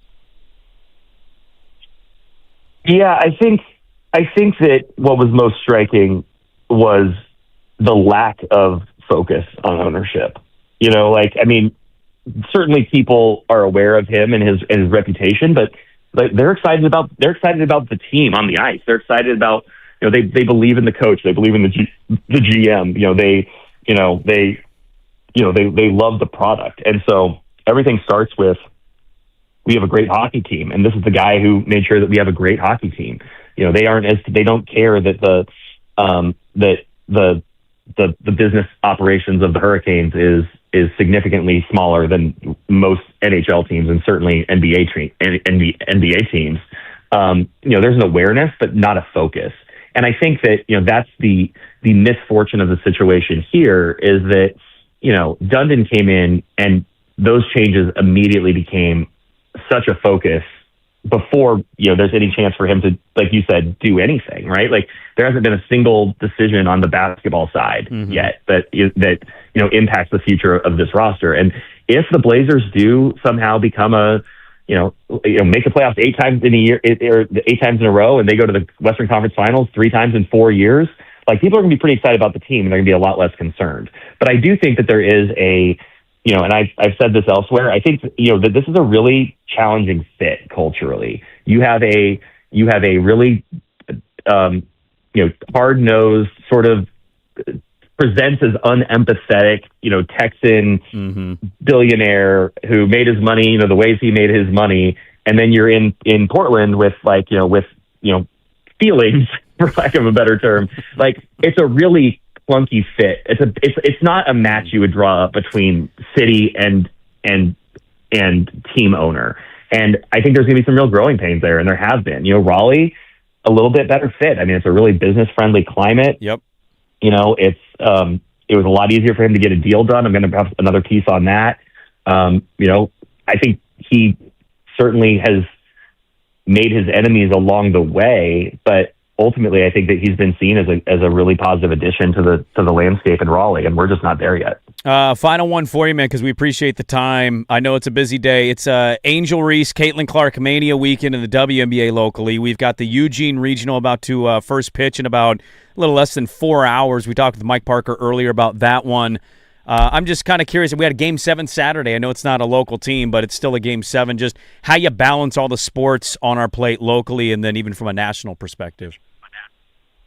Well, you left out the most important thing, which is is the Wells Guardians 3-4 lacrosse tournament this weekend. Oh, that's my mistake. That takes precedent in my life too. Yeah, so absolutely. No, it's a lot, but it's a good problem to have. I'm going to make my way down to Eugene on the back end of the weekend, assuming this goes the way that I think we assume it's going to go. Mm-hmm. And I'm not going to miss Caitlin Clark at Moda Center tomorrow night. But also try to mix in some lacrosse. Keep an eye on Game 7. Really curious to see if the Spurs are able to pull it off. I think that most people assume that the Thunder sneak through, but having seen the Spurs up close against the Blazers and just feel like Wemby has just gotten stronger and stronger and stronger as the postseason has gone on.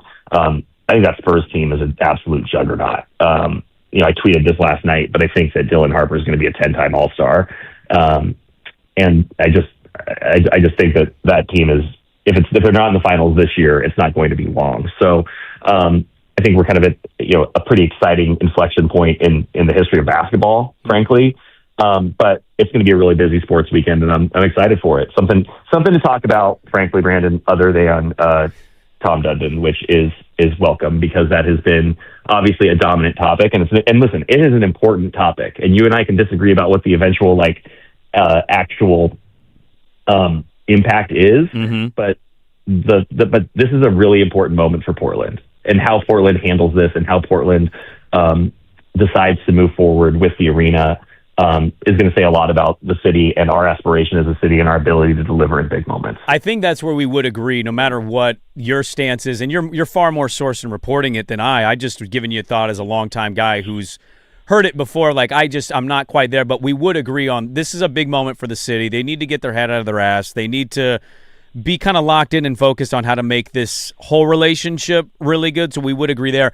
One of my best friends, my wife would probably categorize it as, how are you guys friends? It feels like you talk by arguing. And I would say that's largely right, but we do it from a loving perspective. And I think we are kind of forming a relationship where I'm an annoyance to you, but for some reason we still get along really well. Okay. There we go. He's great. OregonLive.com. Bill Oram, former co-host of the radio program. I don't know if it'll ever happen again, but it was great to talk with him. Go find his great work, OregonLive.com. Enjoy the lacrosse tournament, the Eugene Regional, the Caitlin Clark Mania. Thanks for hopping on with us. We look for more of the great work at OregonLive.com.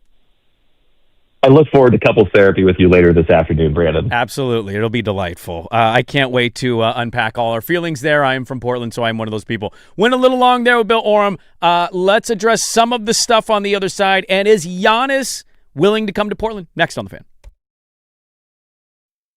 Now, here's a quick look at Portland traffic. We do have some rough spots starting at the 26 eastbound.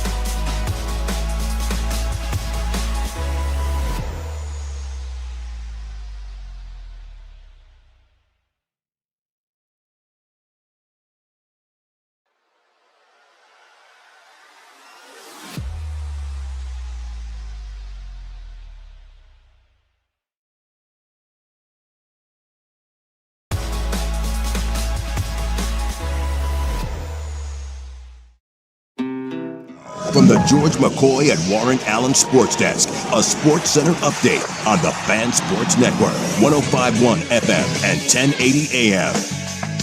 First on the Fan, Game 7 required to determine an opponent for the Knicks in the NBA Finals. Spurs went on a 20-zip run in the third quarter, buried the Thunder in Game 6 of the Western Finals, 118-91. Series finale Saturday night, 5 p.m. tip in OKC. The Eugene Regional of the NCAA baseball tournament gets underway at PK Park today. Noon first pitch between Oregon State and Washington State. That can be seen on ESPNU. The 11th seed and host Oregon Ducks take on Yale, 5 o'clock. You'll hear that game on 910 ESPN Portland. Our pregame coverage begins at 4:45. Right here on the Fan tonight, you get Portland Fire basketball. They've won 3 in a row. The Atlanta Dream coming into Moda Center, 7 o'clock tip. Pregame coverage at 6:45 following primetime Atlanta 8.5-point favorites. I'm Jason Swigard from the George McCoy at Warren Allen Sports Desk. Don't call your mom. Call George McCoy at warrenallen.com. This is the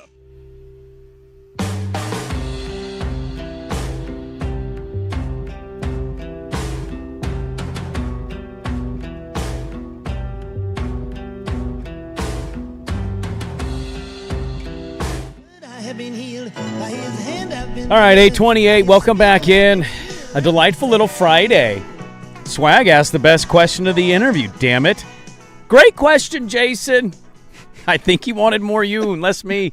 Well, that's my bad. That's okay. That's my bad. Look, it's not a bit. Me and Bill genuinely don't agree on everything. Yeah. We text about stuff. We've talked about stuff. He's hosted the show with me. Oh, yeah. I read all of his columns. Yes. This is just our fork in the road. Exactly. And look, we'll find our way back. The internet's the internet, right? So, like, I'm not the first person to tell him I'm not really panicked about this. There's a thing with that, and I understand it. This is where I disrupted him during morning coffee by telling him I'm not really scared about it. That's okay. And that's okay.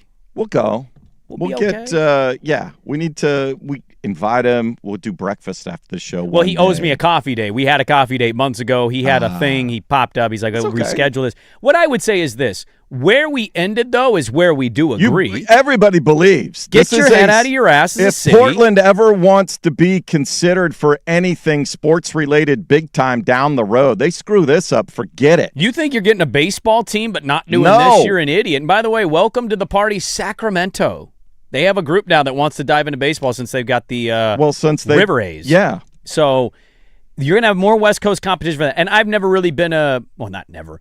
I'm not a real big believer we're going to beat Salt Lake in the baseball thing, but like if city council gets their head out of you know what, and the funding's there and all's good, maybe it's a little more serious a topic for the city. But right now, I would agree, and I think mostly everybody else in this sports realm would agree on the point of like, dude, take care of the business and let's get this done and move on to other things. Well, and this is where we're going to find out if the mayor has some juice. Keith Wilson. Yes. Because this is one where you can play behind-the-scenes House of Cards politics and go to whatever city council members you need to switch their vote and go, they leave, I'm throwing this all on you. Oh, yeah. I am emptying the bag, I think that's already starting. And this is at your feet. Yeah. You want this heat? That's what needs to happen behind the scenes. I think that's already started. There needs to be strong-arming in this case, and there are some times where, yes, politics needs to steamroll to get the result that is in the best interest of the most people. So I'm all for that in certain situations, and this is one of them. But I think where you and I are, and a little different here, is I'm not like overly concerned about it. I think it will ultimately get done. And if it isn't, he'll be the last one to get to laugh and say, I told you guys, I told you they were dumb. And we'll go, well, we knew they were dumb, but damn, they took it up a notch. We didn't think they were this dumb. Well, I mean, yeah, actually I do. But, that goes up another level. I ultimately have the belief that somehow, some way it will get done. It might get messy and scary before you get there. But yes, I am still of the belief that when faced with the reality of, oh my goodness, they really could leave, that yes, somehow at the 11th hour, somehow it will find a way to get done. Well, I know it might have been a little awkward and uncomfortable radio. I thought that was pauses. great. That was one of the best balances of information, interview, and awkwardness. Yeah, and I like being awkward. Sometimes love the weird it's silences. awkward and there's no finding a way through. Well, John I was Lovitz. wondering if that's where it was going to go, but he gave us good information on it. We don't agree on all of the things we're talking about here, but good stuff from Bill Oram. Let's stick with the Blazers because I don't want to just stick on the city funding and the stuff. I want to talk about actual Blazer-related stuff. So this happened yesterday. Coincidentally, this came out. I had somebody text me, should I lay a bet on this? I don't know, man. Check the what's the Kalshi market? Yes. Because this guy actually is one of the endorsers of the product. Here is Chris Haynes yesterday. He was on an NBA pod. I'm forgetting the name of it, but I think it's on with Amin El-Hassan. Here is Chris Haynes on the team that's mysteriously involved. There's been a mystery team. And here's Chris Haynes. Okay. I've heard Portland has serious interest to get a deal done. And to acquire Giannis Antetokounmpo, to bring, to potentially bring back the pairing, the all-star pairing of Giannis Antetokounmpo and Damian Lillard. Okay, we're the mystery team. Should be noted, we know that he's tight with Dame. Should also be noted, I believe he's got a family connection into Giannis. So he's always been a very well-sourced guy. He's worked his entire life to build those sources and done an exceptional job. It's a rare instance where there is connections on both the Blazer sides. front and the Giannis front here. He also added this because part of Giannis, does Giannis want this? All the reports because he wants he's coming up. east. He's going to have, if he goes somewhere and a team's going to have to give up, whatever. You got an extension you got to get done. Otherwise, you're giving up a lot of stuff. Exactly, for a short-term rental, and that doesn't make financial sense. Well, and also the tea leaves are that he wants to be more east because his family is in Greece. He goes to Greece all the time. Going more west isn't ideal. Is that true? Here's Chris Haynes on Giannis's view of the Blazers. We can throw 28, 29 teams out there that have interest in Giannis. Right. But really, it's about, okay, where, is that interest reciprocated? Right. And I do believe if Portland were to come with something really serious, I do believe Giannis will at least consider it. Like this, it wouldn't be a situation where he would just, throw it in the trash. Nah, I think this would be a situation that he would consider if the legs are enhanced. How do you view the term he would consider? How do you view this? From somebody pretty plugged into this specific I would storyline. view that if the Bucks were comfortable with the package that the Blazers were putting on the table, would have no reason to believe they wouldn't. It involves their pick swaps and a young player in that Shaedon. what Chris is telling me, Giannis and his people will sit down with the Blazers to seriously talk about what an extension looks like, what the team looks like. There would actually be a serious discussion. Whether or not it got done or not, that's fine. You're not making that trade unless you have an assurance from an agent of signing the deal. What's Giannis looking for? How long are you looking for? Because Cronin did that with Jeremy Grant. There was a wink and a nod of like, we'll trade for you, bring you here. Now, he gave a contract that many thought, oh, man, that's a lot.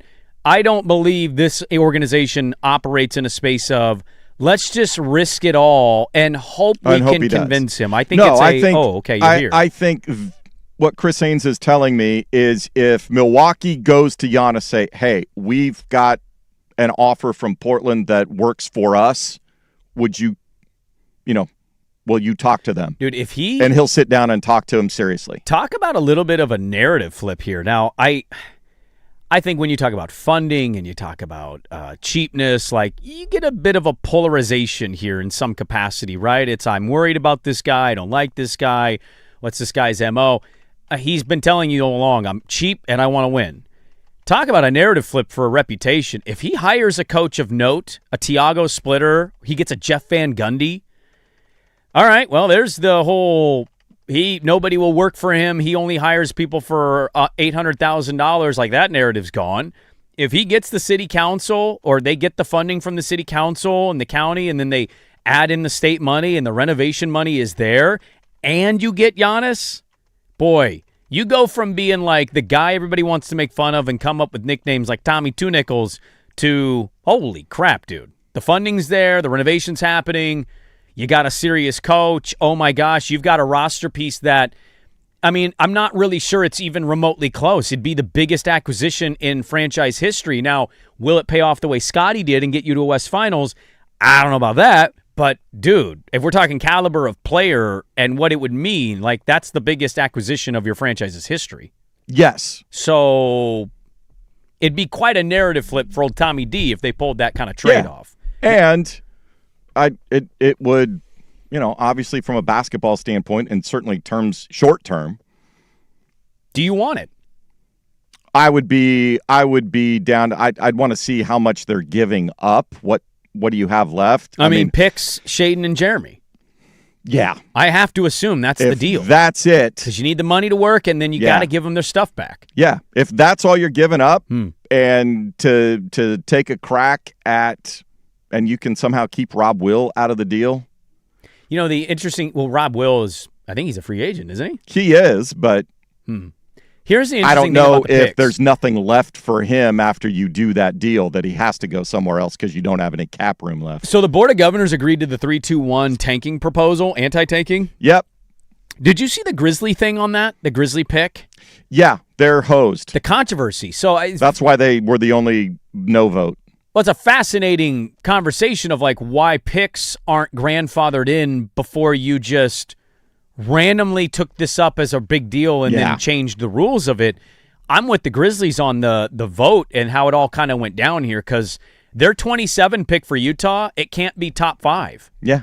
You can't have it in 3 straight years. They've already had it in 2. So that pick now doesn't look so good. I'm kind of wondering this with Milwaukee, like their pick swap stuff. If Portland's going in to win, is their pick? I mean, you can't be in the top 5 multiple 3 years in a row. So, like, what did the pick stuff mean now? It's very interesting how this new anti-tanking proposal is going to be viewed with lottery picks. I think we'll have to look at that once we see this NBA offseason play out. Because I have this right? Like, the team can't be in the top 5 for 3 straight years. Correct. It's only 2. So if Milwaukee sucks next year because they traded Giannis, we would agree, okay, maybe a top 5 pick. Are they going to be good this second year after? I don't know if I'd gamble that. Like, who knows? When you start to get to these picks, when do they not cash into the top 5? But that's a different conversation for a different day. I just wanted to point out that a guy very connected to Dame and Giannis, simply pointing out Giannis not dismissing the idea of Portland. I still don't know if that's really going to happen. I don't know if I'm putting a lot of eggs in that basket, but fascinating to hear that he's kind of interested in it. A lot more to get into. It is 8:39 on Portland Sports Leader 105.1, The Fan.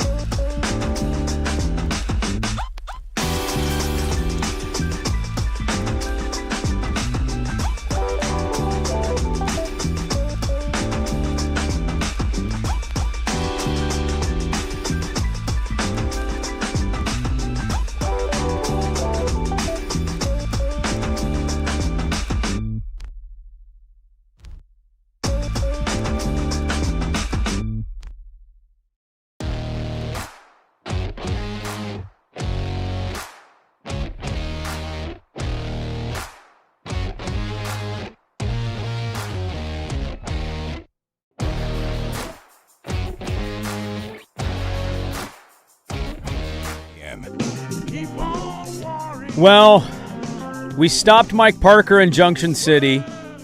I think I ruined slightly Bill Orm's morning coffee. What can I do to Nick Krupke today? We'll take a 3-for-3 trifecta attempt at doing something. Can I make him realize how broke youth sports is making all of us as parents? He's participating in this too. He should know. He's got 4 of them. I know. I got 2 and I feel broke. Yeah.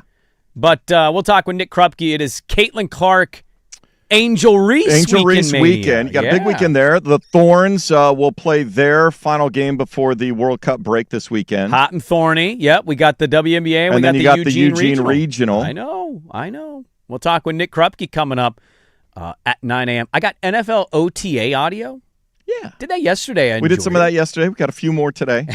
We got a few more today. We got this. Do you need a ride to the airport? I actually do. Next time Dirt leaves. Do you need a ride to the airport? That is the creepiest way to ask somebody if they need a ride. We'll get to NFL OTA audio here in just a moment. Like, I know Giannis is a debatable figure. It's polarizing. I don't even know what's right anymore. You could slow build this thing and be like, well, you know, we're 5 seed next year at best and see where you're at in 2 years. Like, I love teams that are willing to take on the chance, and I understand the new owner syndrome thing that Golliver mentioned earlier this week. So I posted a poll question. Your neighborhood restaurant group brings a fan poll question on Twitter every day, and dinner tonight, one of the 5 locations, Sandy O's, Big's Chicken, Reverend's Barbecue, 808 Hawaiian, and Laurelhurst Market Steakhouse. It's basically as simple as this, ladies and gentlemen. For the final time, because I will not ask this anymore, do you want the Blazers to take a swing for Giannis? Yes or no at Dirt and Sprague? That's simple. You could say yes. You could say no. You could say, tell me to go F myself. I don't know what you're going to do, but you can vote accordingly. Is that an option? It wouldn't be the first time somebody said that to me. Tell Sprague to F himself. Tell Sprague to F himself. We'll talk with Nick Krupke coming up here at the top of the hour. Let's get to some NFL OTA audio. Now, do we want to do it? Yeah, we'll do it now. Let's do NFL OTA audio. Yeah. Are we going to Sprague the line? What are we spragging the line on? Game 7 WNBA? Eugene Regional. Can you find the lines for that? There are lines on them. Yeah. I should have did that earlier. You can send Sprague Line sponsors in. I'll have to check the text line in the next break, see if we start getting any in. 503-864-6326. Let's start in L.A., where I'm still not convinced you're a Charger fan. It takes time. It takes passion. It takes energy. You're barely a Dodger fan.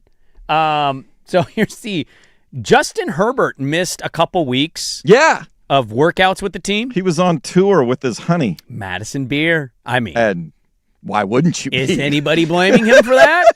No. Here's Jim Harbaugh. Justin Herbert's returned, and he's come back from the Herbert the Pervert tour with Madison Beer. Here's Jim Harbaugh on having Justin Herbert back. So excited. And I was happy, we went to support Madison on her music tour. Madison supports him at the football games, and he told me he wasn't going to be here for those 2 weeks, and my first reaction was, do you need a ride to the airport? He's just been somebody that he's just here all the time. I mean, there's times I've wanted to shoo him out of the building. He's at every voluntary, every non-voluntary workout. I'm the same guy that broke his hand, and then he was here the next day practicing the next game, stiff-arming guys. I was happy. Good balance. Do you need a ride to the airport? Just a great all-time line by an NFL coach. Can you imagine that? Do you need a ride to the airport? Just a guy so in love with his quarterback. If there was have they announced the Hard Knocks? Did I miss? Is Hard Knocks been announced for this? Isn't it Seattle? Is it? I'm asking. I honestly have not paid attention. I haven't watched Hard Knocks in a couple years. I thought it was Seattle. Mike McDonald, Harbaugh, Herbert, maybe Madison Beer's hanging out by then. Yeah, it's the Seahawks. Oh, it's the Seahawks. Yeah, you're going to be defending champs on Hard Knocks because they no longer have the stipulation of you had to miss the playoff thing. They're just best possible storyline. They're going to go the defending champions. You've never found a coach more in love with a quarterback, and I think Andy Reid loves him some Patrick Mahomes. He does love him some Patrick Mahomes. But I don't know if Andy Reid is saying this at the podium. Do you need a ride to the airport? Like he's willing to be the Uber for Herbert to go on tour and miss voluntary workouts. I'll tell you this. Big if here, if they go into week 1 with Slater and Alt healthy, yeah. They got Derwin James signed. I'm picking them. And I know, laugh at me later, make fun of the Herbert playoff record. I'm with you, but Harbaugh, still a believer. You got McDaniel now at the OC. So excited to see what that offense Still have questions about their wide receiver position. Yes. But I think the running game is going to be better, and if those tackles are healthy and he's not getting his he's hand not running broken, for his life every third play. I think it makes a world of difference. So I'm really liking what's going on in L.A. Let's go to Baltimore. We got a quarterback kind of waiting for an extension on a contract. It's kind of an underlying storyline. This is such a weird thing because he doesn't have a traditional agent either. He doesn't have an agent. It's him and his mom. I don't know how that makes things. Stuff doesn't run smoothly when it comes to the contracts with him. Former Chargers DC Jesse Minter now is the head coach of Baltimore. They've moved on. John Harbaugh's in New York. And here's Lamar on kind of starting anew in Baltimore in a way. New coach, new OC, different new guys in positions. So everything is just new, basically, besides upstairs, But coaching staff is just new, and I can say it's a breath of fresh air because everything is just new. Yeah, and we'll have to kind of wait and see, I guess, on the contract extension. I'd imagine he's going to ultimately get it. I'm excited. I think they're going to be better than they were last year, and they were sniffing around the playoffs last year despite not having a great year. A lot of turnover problems early in the year. Derrick Henry specifically was fumbling. You have a down year every once in a while. Joe Burrow's gone through it. Yeah. I think the defense for Baltimore is going to get back to a nasty level. I believe in Minter. And now it's more about what Lamar and the offense can end up doing this year. I think that was a case where they started to outthink the room a little bit rather than just we have Derrick Henry, we have Lamar Jackson. There was weird stuff at the end of the year where he was getting like 11 carries, and I'm like, why? How complicated do you need to make this? You don't need to make it that Let's make sure our offensive line knows what they're doing, and we have good, and that's a team where you want as close to a 50-50 balance. The difficulty in playing defense against them is, who's getting the ball on any particular play? Like we have to, as opposed to, I know, Josh Allen is going to be deciding where this thing goes 80% of the time. You don't know necessarily, if Henry gets it, how are they going to get it to him? If Lamar rolls out, is he going to keep it? Is he going to throw it? That offense is so boom or bust at times, and whether that's Lamar's fault to people or something else, it just had moments where it was like, oh my God, they're unstoppable. And then it had other moments where they can't do anything. Like that's one where it's like, bizarre let's just have a formation and a package, and how comfortable is Lamar going up, reading the defense, and calling a play at the line of scrimmage, as opposed to we're going to set these plays up, to run because we're going to scheme we're going to scheme our way into first downs. I'm a big Lamar guy. I think everybody listening to the show knows that about me. I want, an ideal world, him and Allen get a ring. My team gets a ring, right? Like everybody gets a ring that I like. But you don't know if that's going to be the case. I'll say this, of all the franchise quarterbacks, like the established ones, we put him in the elite tier, and I think rightfully so. It's far and away the most odd, complicated view of a franchise quarterback in an organization. It feels like everybody else with one of these, just deal done. Yeah. Like it was just announced like a couple days ago. Stafford extension. What? Oh, okay. Yeah. Josh Allen extended. Patrick Mahomes lifetime deal. Like it's always weird with them. Have they put something on the table? I'm sure they have, but to your point, like it's just an odd back and weird forth between them. Final one, let's go to DC. This is a really interesting team as we get closer and closer to camp. This is, I think, one of the biggest mystery teams where you could make a case that they could go 12-5 and win the division, or you could make a case that they're 7-win team, 6-11, and it falls apart. DC, where it did not end well or go well for Jaden Daniels year 2. I would say, I was just it left a bitter taste in my mouth from last year and just how everything played out. So you kind of just go in that off season and just figure out ways to mentally get better physically and emotionally and everything. So I was just going out there and just, kind of just staying out the way and just focus on what I could focus on, control what I could control. He missed 10 games last year. He got banged up. They were terrible. Their defense sucked. They've lost their OC, so they've revamped some stuff. They still have Dan Quinn. To me, it feels like more people are leaning on what last year was than maybe throwing back in, because Dirt's betting the Cowboys, for example. He's like, who's in the division? It's like, well, the Eagles are still there. He doesn't buy it. Okay, I get it. The Giants, I don't know if the Giants are ready to pop. Are they going to have a locker room issue now with this whole political thing? That team is kind of just, yeah. They were in the NFC Championship game 2 years ago. They had a bad year. He got hurt. I don't know if he'll stay healthy, but they're a fascinating storyline going into the league. I think, to your point, one of the more under-the-radar teams as well. That's a team I want to watch early in the season. It's like, okay, what is, can they recapture that form 2 years ago? And it was just some injuries and some weird things that derailed some stuff things last went year. Their way, though, in the first year. Or was the first year just totally fluky? A Hail Mary went their way, right? The Monday game against, or Thursday, whatever it was, against Cincy. Some things went their favor, but last year there's certainly still questions about Dan Quinn as a head coach overall. Sure, what's his ceiling? Is he a guy that can truly get you over the top? He's come close, but he hasn't. So a little check-in on some NFL OTAs. Probably have more next week. Let's get to the final hour. Nick Krupke. It's Angel Reese, Caitlin Clark Mania weekend. How does he manage? He's a sports director for a station. He's got broadcasts coming. He's for the lead host of Fire Rose and City Thorns. Net. We've got the Eugene Regional, and are we being ripped off as sports dads? We'll talk about all that. Nick Krupke, final hour on The Fan. Big hits, big bets, big plays. Today I'm laying the big wood. This is the Layin' Wood Report, brought to you by Mr. Plywood, serving Portland for over 50 years. Ronald Acuna Jr. with a grand slam over the monster. He had been slumping. He had been fighting himself. This was crushed. It was indeed. Oh, it felt great to watch that live. That was Braves Vision Television there. They take the series from Boston, 2 out of 3. 15-2 in 1 is their series record this year. It's the best in Major League Baseball, and 8-2 in the rubber games. Far and away first place in the NL East, and that broadcaster 100% right. Acuna needed that bad. He was off to a bit of a slow start, despite what the Braves' record was.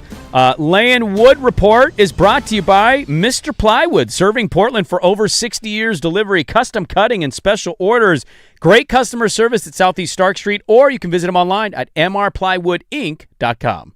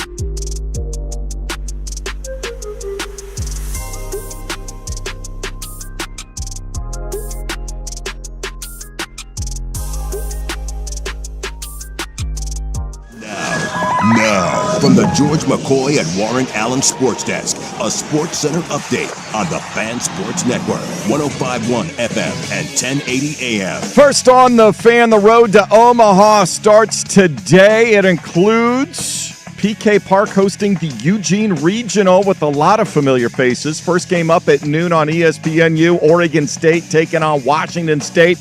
Then at 5, the 11th seed and host Oregon Ducks get Yale. You can hear that game over on 910 ESPN Portland. Our pregame coverage starts at 4:45. The Portland Fire going to be right here on the Fan tonight. 7 o'clock tip in Moda Center against the Atlanta Dream as they try to extend their winning streak to 4 games. Pregame at 6:45 following primetime. Portland 8.5-point underdog. Sarah Ashley Barker, Bridget Carlton, both listed as questionable with various injuries. Jason Swigart from the George McCoy at Warren Allen Sports Desk. Don't call your mom. Call George McCoy at warrenallen.com. This is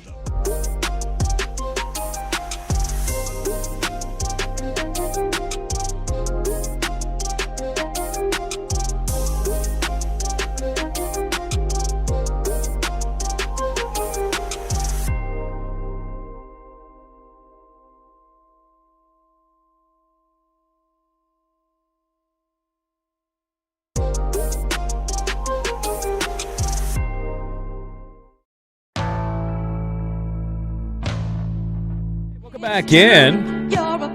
It is the final hour of the solo journey for me this week. Yes, indeed. Dirt and Sprague here on Portland Sports Leader 105.1 The Fan. What we like to call the Fan Sports Network. A lot of sports sandwiching stuff today. Could have kept going on the Giannis thing, I think, but we've also talked a lot about it, so I wanted to talk some football. Wanted to break it up a little bit. We'll get into some interesting things. We'll Sprague the line at the bottom of the hour. If you want to send in Sprague the line sponsors at 503-864-6326. We got a busy little sports weekend locally here. I'm quite looking forward to it. Starts at noon. We got Oregon State and Washington State, and then Oregon and Yale will play in the Eugene Regional. We all are hoping, fingers crossed, we get an Oregon State for all the marbles. You know, who's going to stay, who's going to go to the Super Regionals. We're hoping that happens down in Eugene.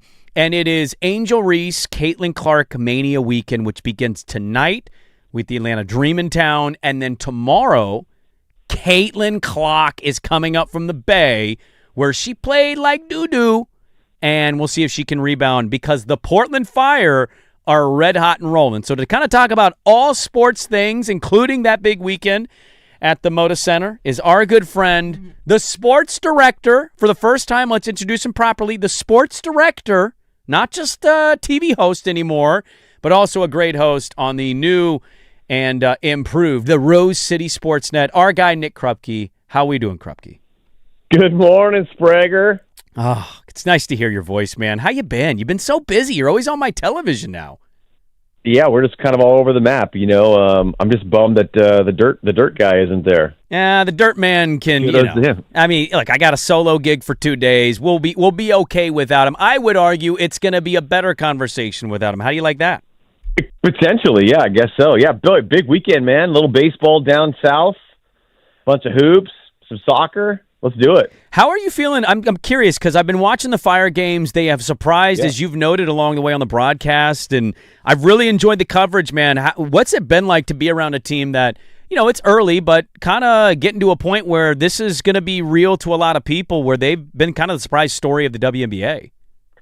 You know, I think we all sat through either the expansion draft or the college draft and like a lack of free agents and like this is going to be a long year, and it still might. It's only 8 games in.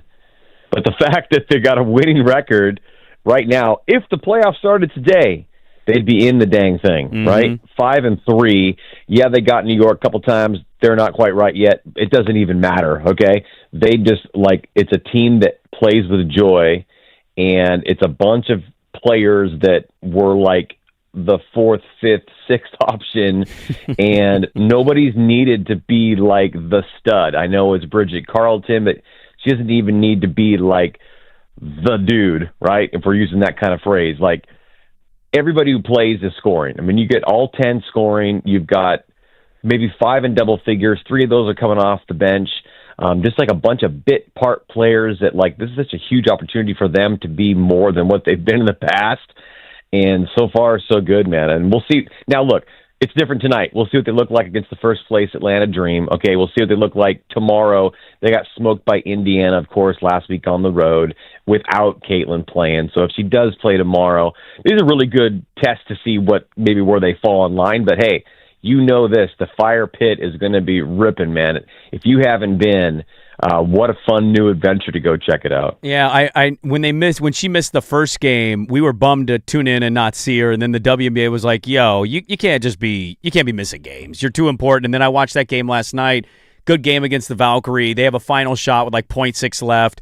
The play develops, and I'm like, "Oh, Aaliyah Boston, who's a good player, by the way." But like everybody in that arena was like, "Come on. Caitlin's got to shoot the shot. If she misses it, great, we win. But if she has to shoot the shot," I think everybody kind of goes to some of these Caitlin Clark games with that kind of the hope. I'm really interested to get your thoughts as somebody really close to it, covering it pre and post, and all the coverage involved in our Rose City Sportsnet.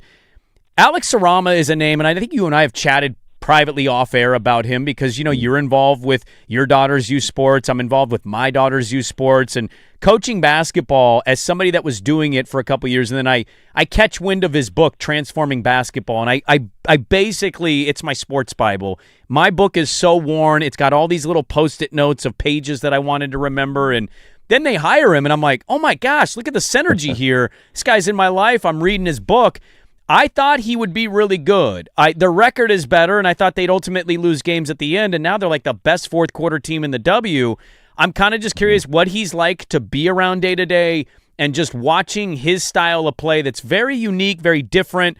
They're doing shoeless practices. He's a big CLA guy, and just your opinions of watching him very closely as a head coach. Look, he's so young. He's 30 years old, all right? I mean, just a brain on him, and it just gets the sense that every single player on the team that's there now, like, there's a full buy-in. They're all, like, he creates that culture of joy in the way that they're playing. He's just such a down-to-earth, easy dude. I think he's got to be your next guest next week on the show, by the way. I'd love to have him on.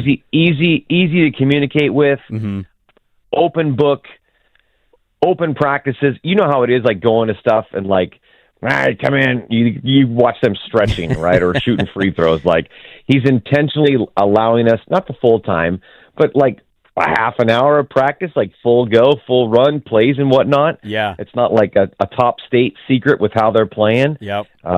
It's been fun, man, and it's just and he's here for the long term, right? What they're going to build here. I know they keep saying like in 2 or 3 years from now, they might shock and get somewhere in the playoffs like the Valkyries did in the expansion way. We'll see how it continues. But, again, so far, so good. Yes, only 8 games in. But just the way that he does things, it's not that unique, but it is enough, and it's working right now. I'll tell you this. I love hearing that. I know he's got a good relationship with the GM. They go back to the European days, and so, like, there's an alignment there. I also am worried because of his age, because of the way basketball is developing, because of his philosophies and how popular they are. I hope he's here for multiple seasons. I am concerned that some NBA team is going to be like, whoa, you already had a good reputation. You're coming from Cleveland. Now you're doing this in the WNBA. I'm worried about that, but I do hope you're right on this. What is the buildup? And I don't know if it's any different for you per se. I think the broadcast is going to continue to be what the broadcast is.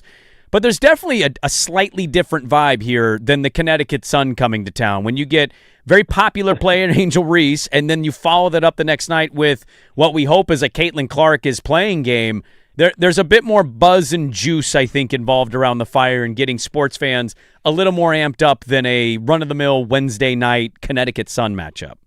Yeah, these next 2 games are national TV. I forget what they're on tonight, tomorrow at CBS, but that's what it's all about. Like when these stars come to town, just like the NBA, when they play, like you're buying a ticket to see your local team. You're also buying a ticket to see that big superstar coming into town too. So this will be an interesting weekend to see where they land, where they fall before they go to Golden State. They'll be back on Rose City Sportsnet on Tuesday on the road again. But this has more excitement. I mean, yeah, the Sun were 1-7. They're 1-8. No Brittany Griner playing the other night as well. So that makes a big difference too. This is fun. Tune it in, whatever it's on tonight. I couldn't even tell you where it's on tonight, but tune her in, check her out. I mean, listen, this is awesome, man. channel flipping kind of day, right? It's you get great. the baseball, you got the Beavs, the Cougs, you got the Ducks and Yale. Yep. You got the Fever coming into town tomorrow. Don't forget the Thorns are home, too, still playing for first place tomorrow. They got Utah at 1 o'clock. Bounce over to Moda Center for the 5 o'clock tip with the Fever and all that jazz, man. It's going to be fun. And then hopefully Sunday is a Eugene Regional Championship. Ducks and Beavs. Could it be? Where are you leaning on that one? As far as it happening? Yeah. Who do you think's going to win it? Well, I think you got to ride the Beavs, man. Look, they're pissed. They're angry they're not playing. Yeah. Right? I mean, I don't have to tell you that. You know that already.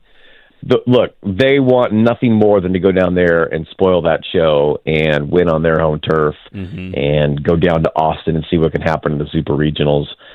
They're playing with nothing to lose and everything to gain.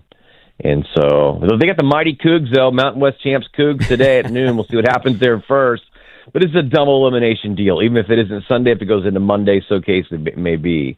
And then it's just like a bullpen game, right? How many arms do you have left? So I'm thrilled for what this weekend's going to be. We almost are 12 minutes in, Krupke. I can't believe you took that long to mention your beloved Cougs. How does it take that long for you to not mention your Mountain West Cougs over there?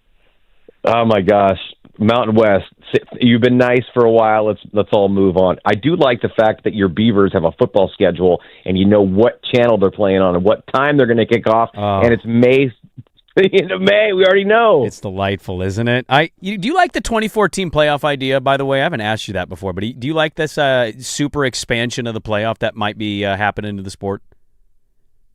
I mean, I think that's inevitable. Do I like it? I don't know. Does it matter? Not really. Like if they're getting rid of conference championship games, and it really doesn't matter. It's just an extra round, right? I don't know that my Cougs are going to be in it. Let's hope your Beavs could be in it at some point in time. I suppose a Pac-12 champ would be in that thing. I mean, a one-loss Pac-12 champ, I would imagine, is going to be in the Pop-Tart playoff game. Let's market that thing right now. That's what I'm saying. We need that. We need the Pop-Tart Bowl to be a playoff game. It's too impactful for the culture of the sport to not have that Pop-Tart die after winning a home playoff game. That's how the Bulls are going to stay alive, man. They're going to get those first-round open joints, and let's get it on. You are operating on probably next to no sleep given the duties over there at Rose City Sportsnet and Fox 12 and being the sports director and everything.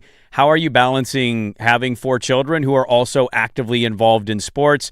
And, oh, by the way, how much has the youth sports bill risen in the Krupke household year by year with 4 kids?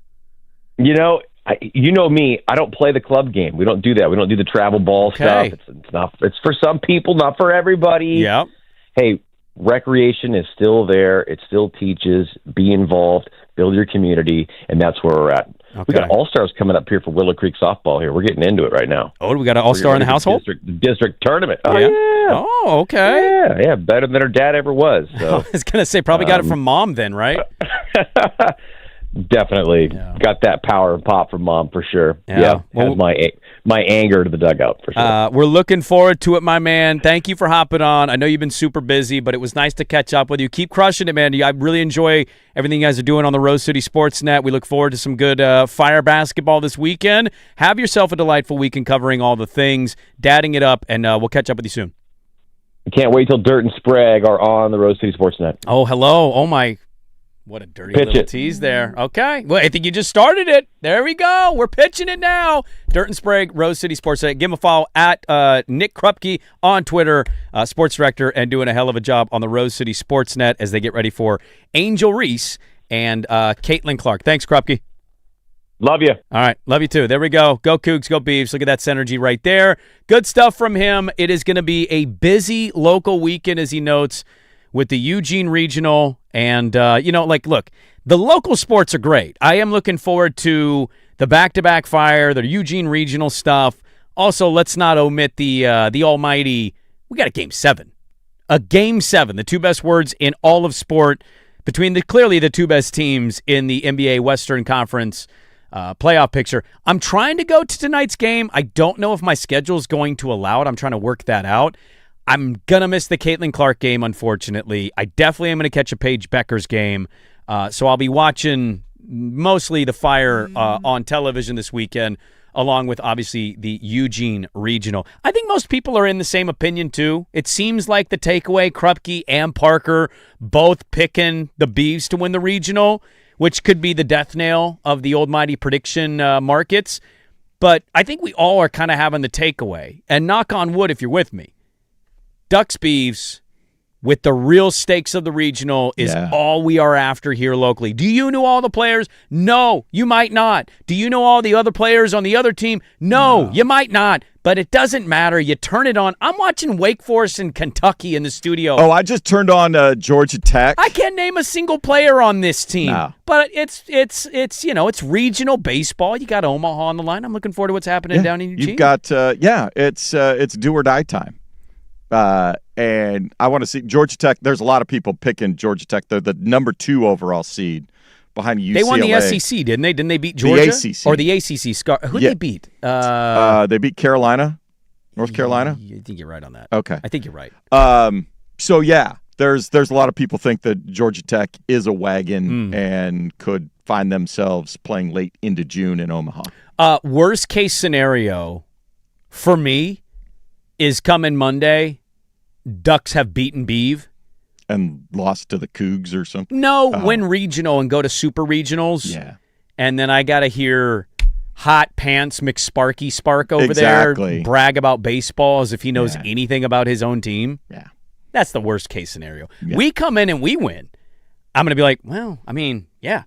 I hope we come South, in. Man. What do you want? Actually hope we come in Monday and we're preparing for the game 7. The do or die true they both game lost 7. once. Yeah. You know, the team that lost in the 1-0-1-0 game, in the winners game tomorrow, then got beat on Sunday night. And then we have the one game 7.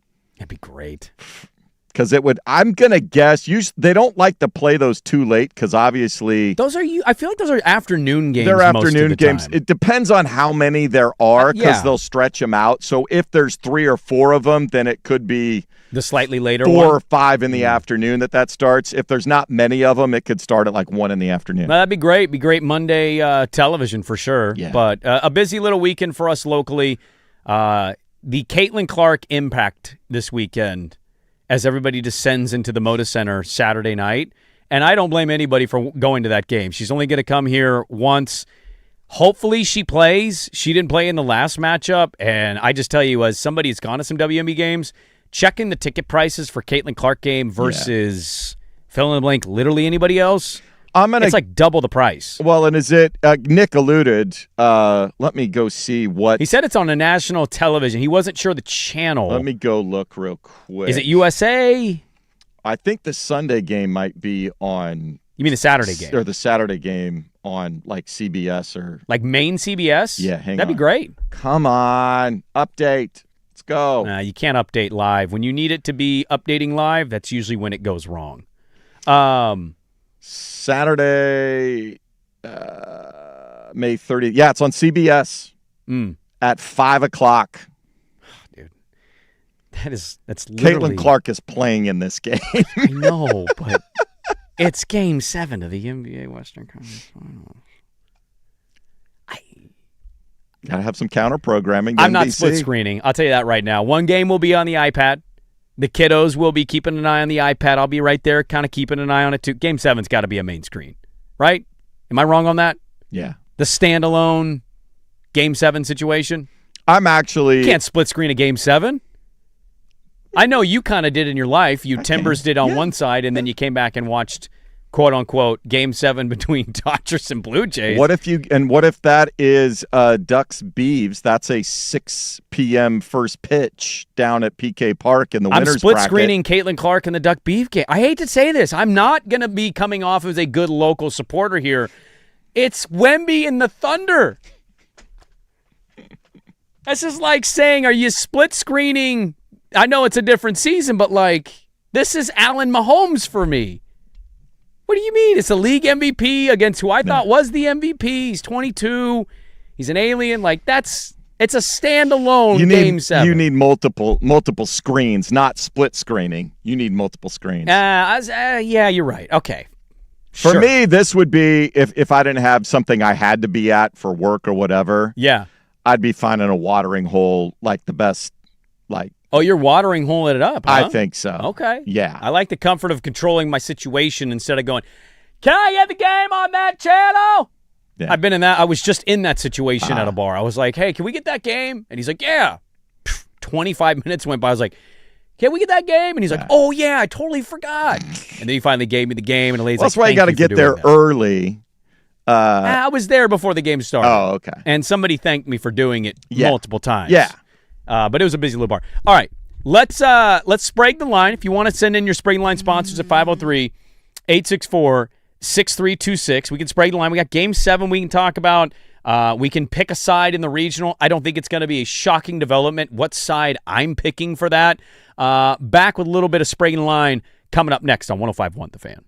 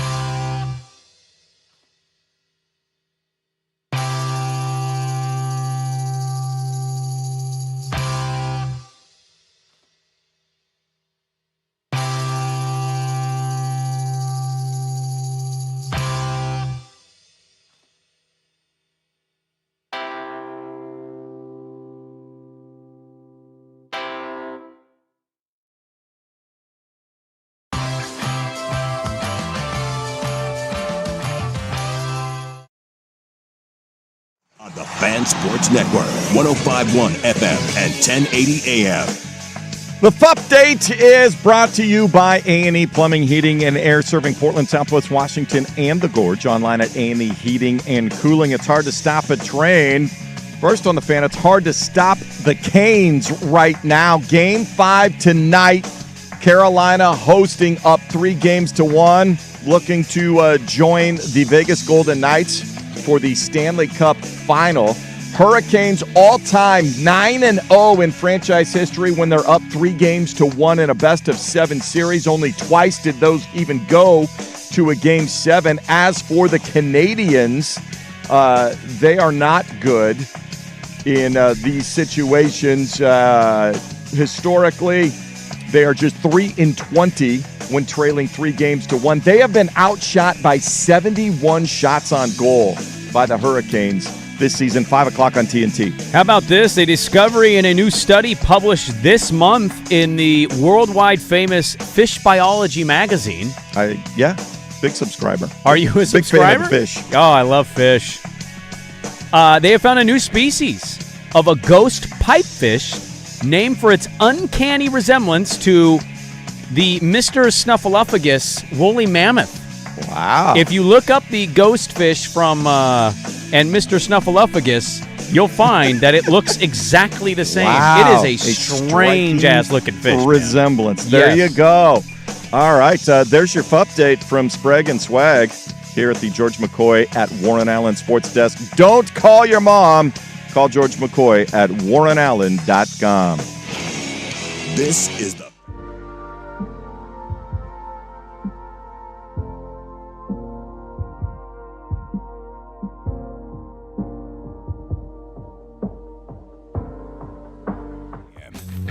Spraguing the line. Spraguing the line. Spraguing the line. Spraguing the line. I can't believe we're doing this. Why did you convince me to do this?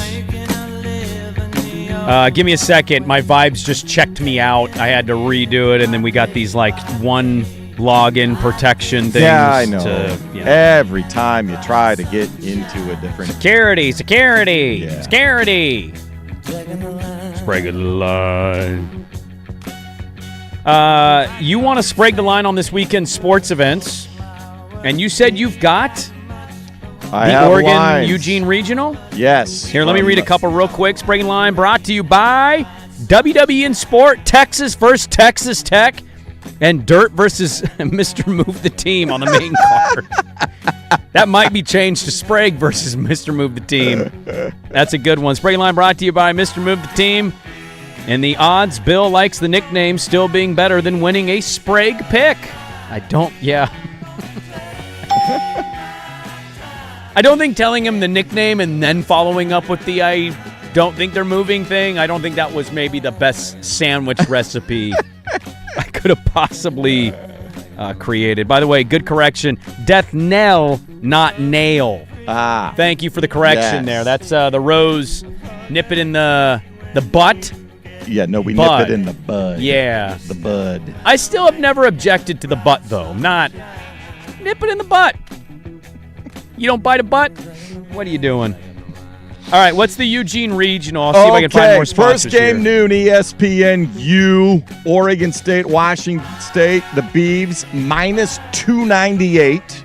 Wow. On the money line. Well, Doc, I went into the Doc interview more with the understanding of I don't know anything. Yeah. Tell me what I need to know. He alerted me there's a starting pitcher that's feisty, pretty good on the bump tonight for the Cougs this afternoon. Maybe that's pretty good value to bet Washington State. Maybe you go under the 11 runs total. See, I feel like when Oregon State gets it going, though, I went through their log. I know. They score and runs. you heard him allude to the fact that PK Park is a hitter's park. Dude, can we talk about that real quick? So I had heard they moved the fences in, and maybe this was said last year. Moving your fences in maybe 15 feet is... That's significant. That's borderline should be illegal. 15 feet? It's one thing to shave off maybe 5. 5 feet, yeah. 15 is like... We're just going to hit as many bombs as possibly register here. Yeah. And half their line, well, half and their you look roster's different. at the way they've constructed their offensive lineup, you understand why. Yeah, bunch of big dudes. Bunch of big dudes. So, yeah, but the Beavs, heavy favorites. Okay. Over the Cougs. What are the Ducks' Yale situation looking like? Minus 375 for the Ducks. The over-under is 11.5. I would tend to take the over. I think the Ducks hitting machine will get going. We will then see what Yale offers up. They are 30-13-1, the Yale Bulldogs. Assuming they're only here because they won the Ivy League champions. Yeah. Okay. What's that value again? Say it. Minus 375 for the Ducks. Yeah, Look, I know the Ducks have choked away in the regional at home before, a super regional against Oral Roberts a couple years ago. Mm-hmm. I can't pretend to know anything other than the power hitter for the Ducks and not knowing literally anything whatsoever about Yale. Yeah. So I would probably take – I just think that they're both going to win. But again, maybe dangerous pitcher for the Washington State Cougars. It's always difficult. That first game, there's a lot of adrenaline. Yep. But it's a single game. Normally you're playing a weekend series, and so you're trying to win the series, trying to take 2 out of 3, 2 out of 3, 2 out of 3, build up victories over time. But in a single game, and starting pitcher comes out, maybe they're a little amped up, can't find the plate. They start walking some guys. Yale gets an early weird run or two. How does I know Oregon's roster is different. How do they feel if they get down early? If you get down early, based on what happened last year, what does Waz decide to go to the pen? That's always the weird part. Do you stick with your starter? It's like, nope, we got some off. You give the offense maybe a couple innings or two to get the lead back, that sort of thing. But if you get to the 4th inning and for some reason the Ducks are behind, how short does that leash become for your starter and you start going to the pen? Sprague line, where Sprague lives in a world that he's debating with himself if Blazers should trade for Giannis by giving up Grant and Sharp, 2 players with bad contracts, and the Blazers don't want, plus the Bucks picks for a top 10 NBA player. Sprague always thinking if the Bucks wanted Young Hansen, that's too much. No, I'm already on the record. Make the trade. I want it. That's a great Sprague line text. Also a good point. 15 feet with metal bats specifically is crazy. Exactly. That is. What's the odds of winning the whole regional? Like, how does that look? Ooh, that I'm going to have to go search for. Who do you think is the favorite there? Is it Oregon State? Well, I remember we saw the odds to get to the College World Series or win the College World Series, and Oregon State was a slight favorite. Slightly over better Oregon. than Oregon. But it's a little different when you're in a team's – they haven't won. This is a good fact by Creppy at Oregon Live. I wasn't as aware as Mr. Not following every detail because I can tend to forget some things. If they're not winning the national championship, I can misplace what year they lost the Super versus the regional. They haven't won a road regional since 2007. I wasn't aware it was that long. The Beavs? Yeah. Well, there's 2 factors. They hosted a bunch there for a while. I understand that. That's a long time since they've won a road regional. They're 11-12 on the road in regionals. So, not that this is a big travel day for them. It's just an interesting tidbit going into a tournament where, say what you want about how Oregon got to host a regional and what they did with their schedule, they got to the Big Ten championship. Not that means the whole world, but UCLA is the number 1 team in baseball, and they pushed them and fell just short, so they get to host the whole thing. I still think a ton of Beaver fans are going to be there, though. The all-time attendance record at PK Park Swag is a Beav game. So yes, I think the concern down in Eugene is that Beaver fans are getting their hands on the secondary ticket market, and you're going to see a lot of orange. What is the Caitlin Clark Fever Fire? Do you have an early look-ahead line there? I know we have a game tonight. Well, we have a game tonight, so I don't know if they will post. They usually don't post it just in case there's injuries. So what's the line for the Dream The game? line tonight, it's moved down. It's come down a point. So Portland is 8.5-point dogs. It was 9.5 when the show started.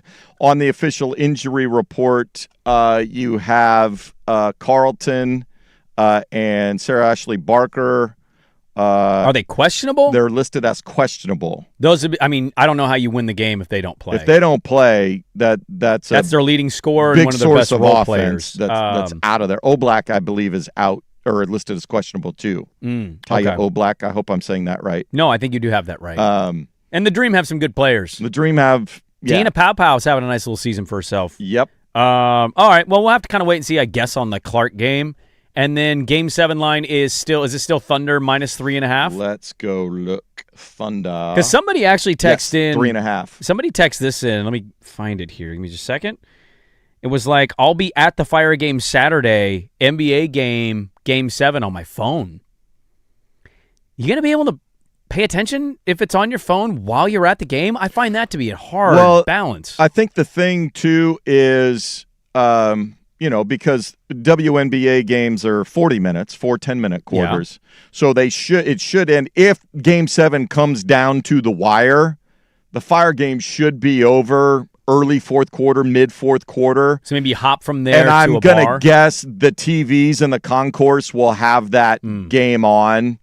So you might be able to hang out a little bit, watch the end of it or something like that, or go across to Dr. Jack's if it's up, I would hope the Moda Center is thinking in that realm of we can keep people here a little bit longer. It's been a while. Like, you have to kind of go to a college football weekend because the Blazers, like, we know the Blazers are a big deal here, and 82 games a lot, right? But, like, how often do the Blazers host a game that generates, outside of the, like, are they going to win? Are they going to break the losing streak? Are they going to extend the win streak? Like, outside of that bubble, how often do they have an opponent come to the Moda Center? We know they're going to play, and we just talk about the excitement of that player being here. Yeah. Like, when was the last time that was?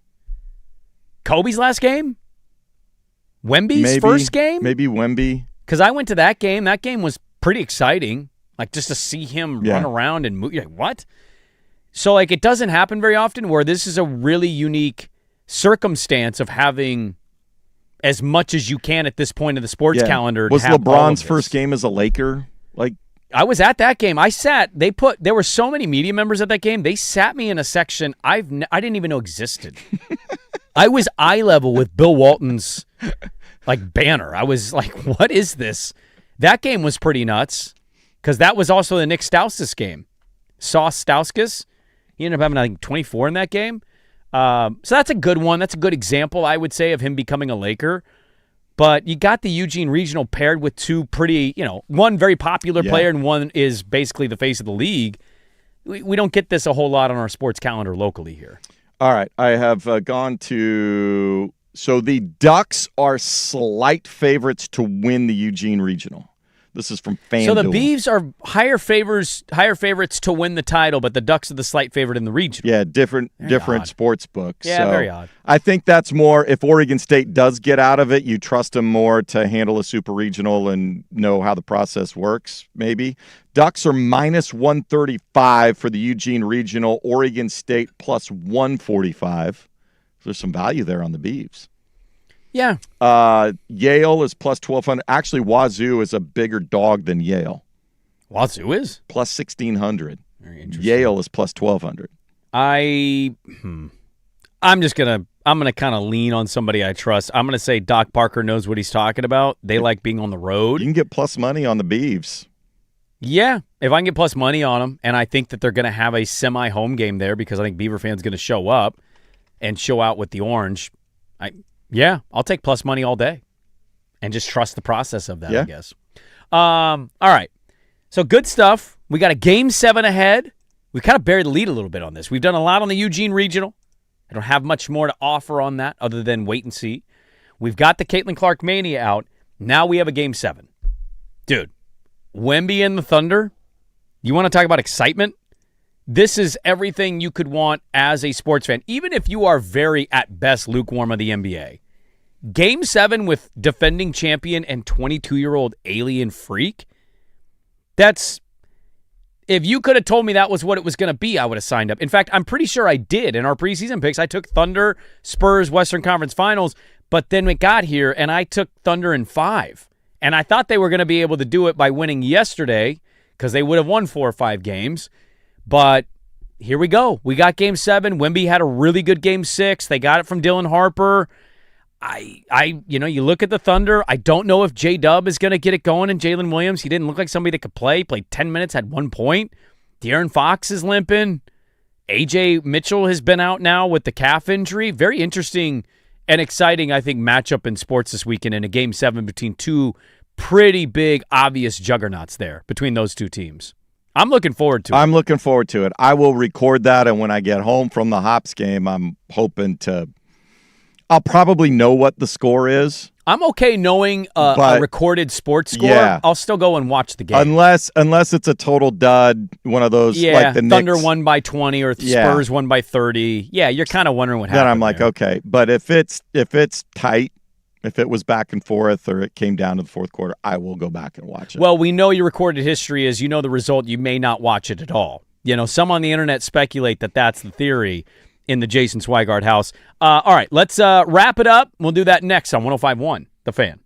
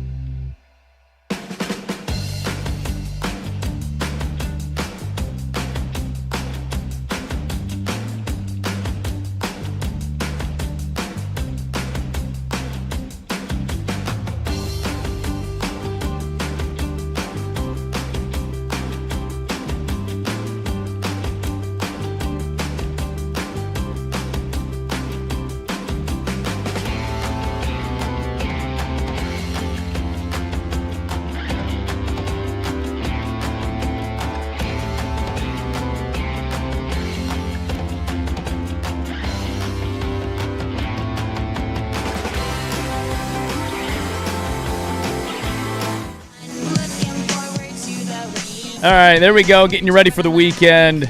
Dirt and Sprague here. We should be back at full strength Monday, but I don't say that with 100% confidence. I don't know if another golf tourney is going to pop up.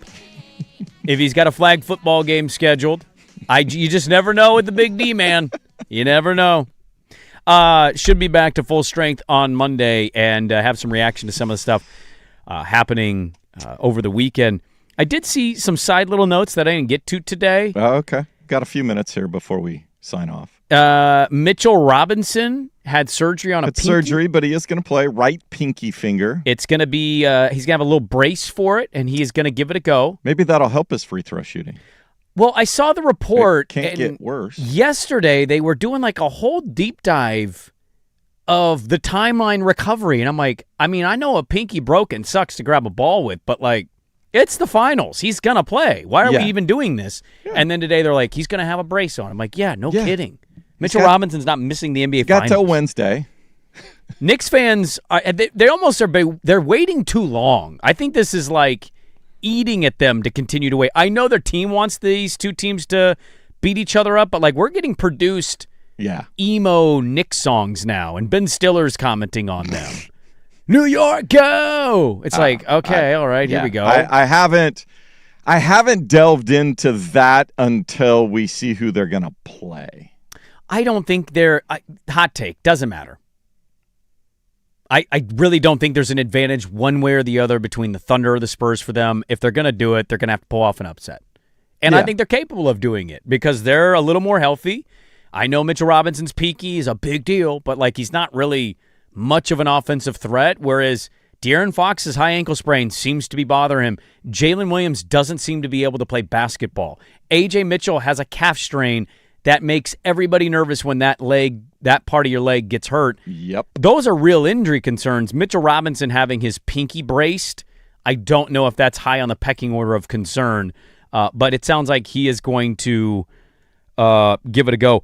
A kind of a sad one to pass along. Sounds like Claude Lemieux.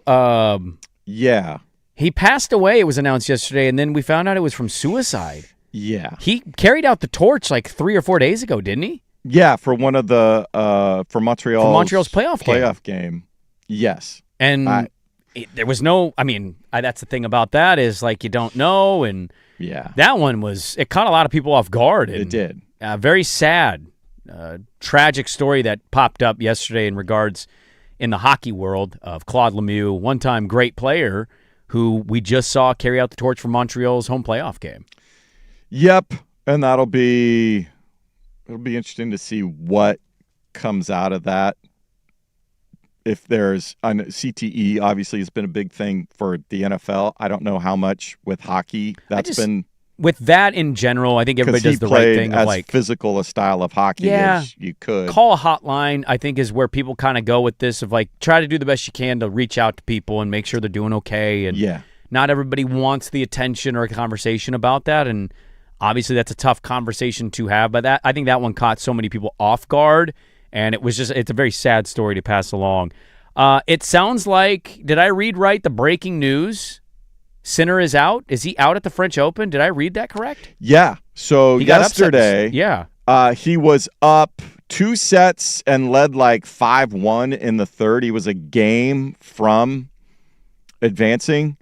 It's unseasonably hot in Paris. You combine that with then playing on the clay, long matches, the 5-setters. He's had this before. He's had issues with body cramping. He's a pretty slight guy, very athletic, but very slight. We've seen this before where if he gets into all of a sudden his body just cramps up. He has heat issues, and that's what happened. And all of a sudden the guy 56th ranked in the world from Argentina, Cerundolo, comes storming back. It's been a lot of upsets. I think 5 of the top 10 seeds are out. Ben Shelton lost in his second-round match yesterday. Well, that's brutal. So it's fairly wide open, and now there will be a lot of sentiment for Novak Djokovic. Oh, yeah. To try to get the record, 25th to set the record. Grand Slam. So you got that in the tennis world, and then I saw this, and it's probably something worth more of a conversation. I need to read a little bit more about this over the weekend. We've got the salary cap proposals. Major League Baseball, they've started the conversations. Yeah. And the owners are showing out kind of what they want with the new CBA, and the players are countering now, and people are not feeling very encouraged right now that they're going to avoid a work stoppage. I say this. Most people will side with a lot of the player stuff, and ultimately the owners, I would imagine, are going to end up getting most of what they want. I do love the salary cap floor thing. I think that's a part that I love. The floor. Stop with these $60 million rosters. Like, oh, definitely. Spend $170 million. There's recognition there.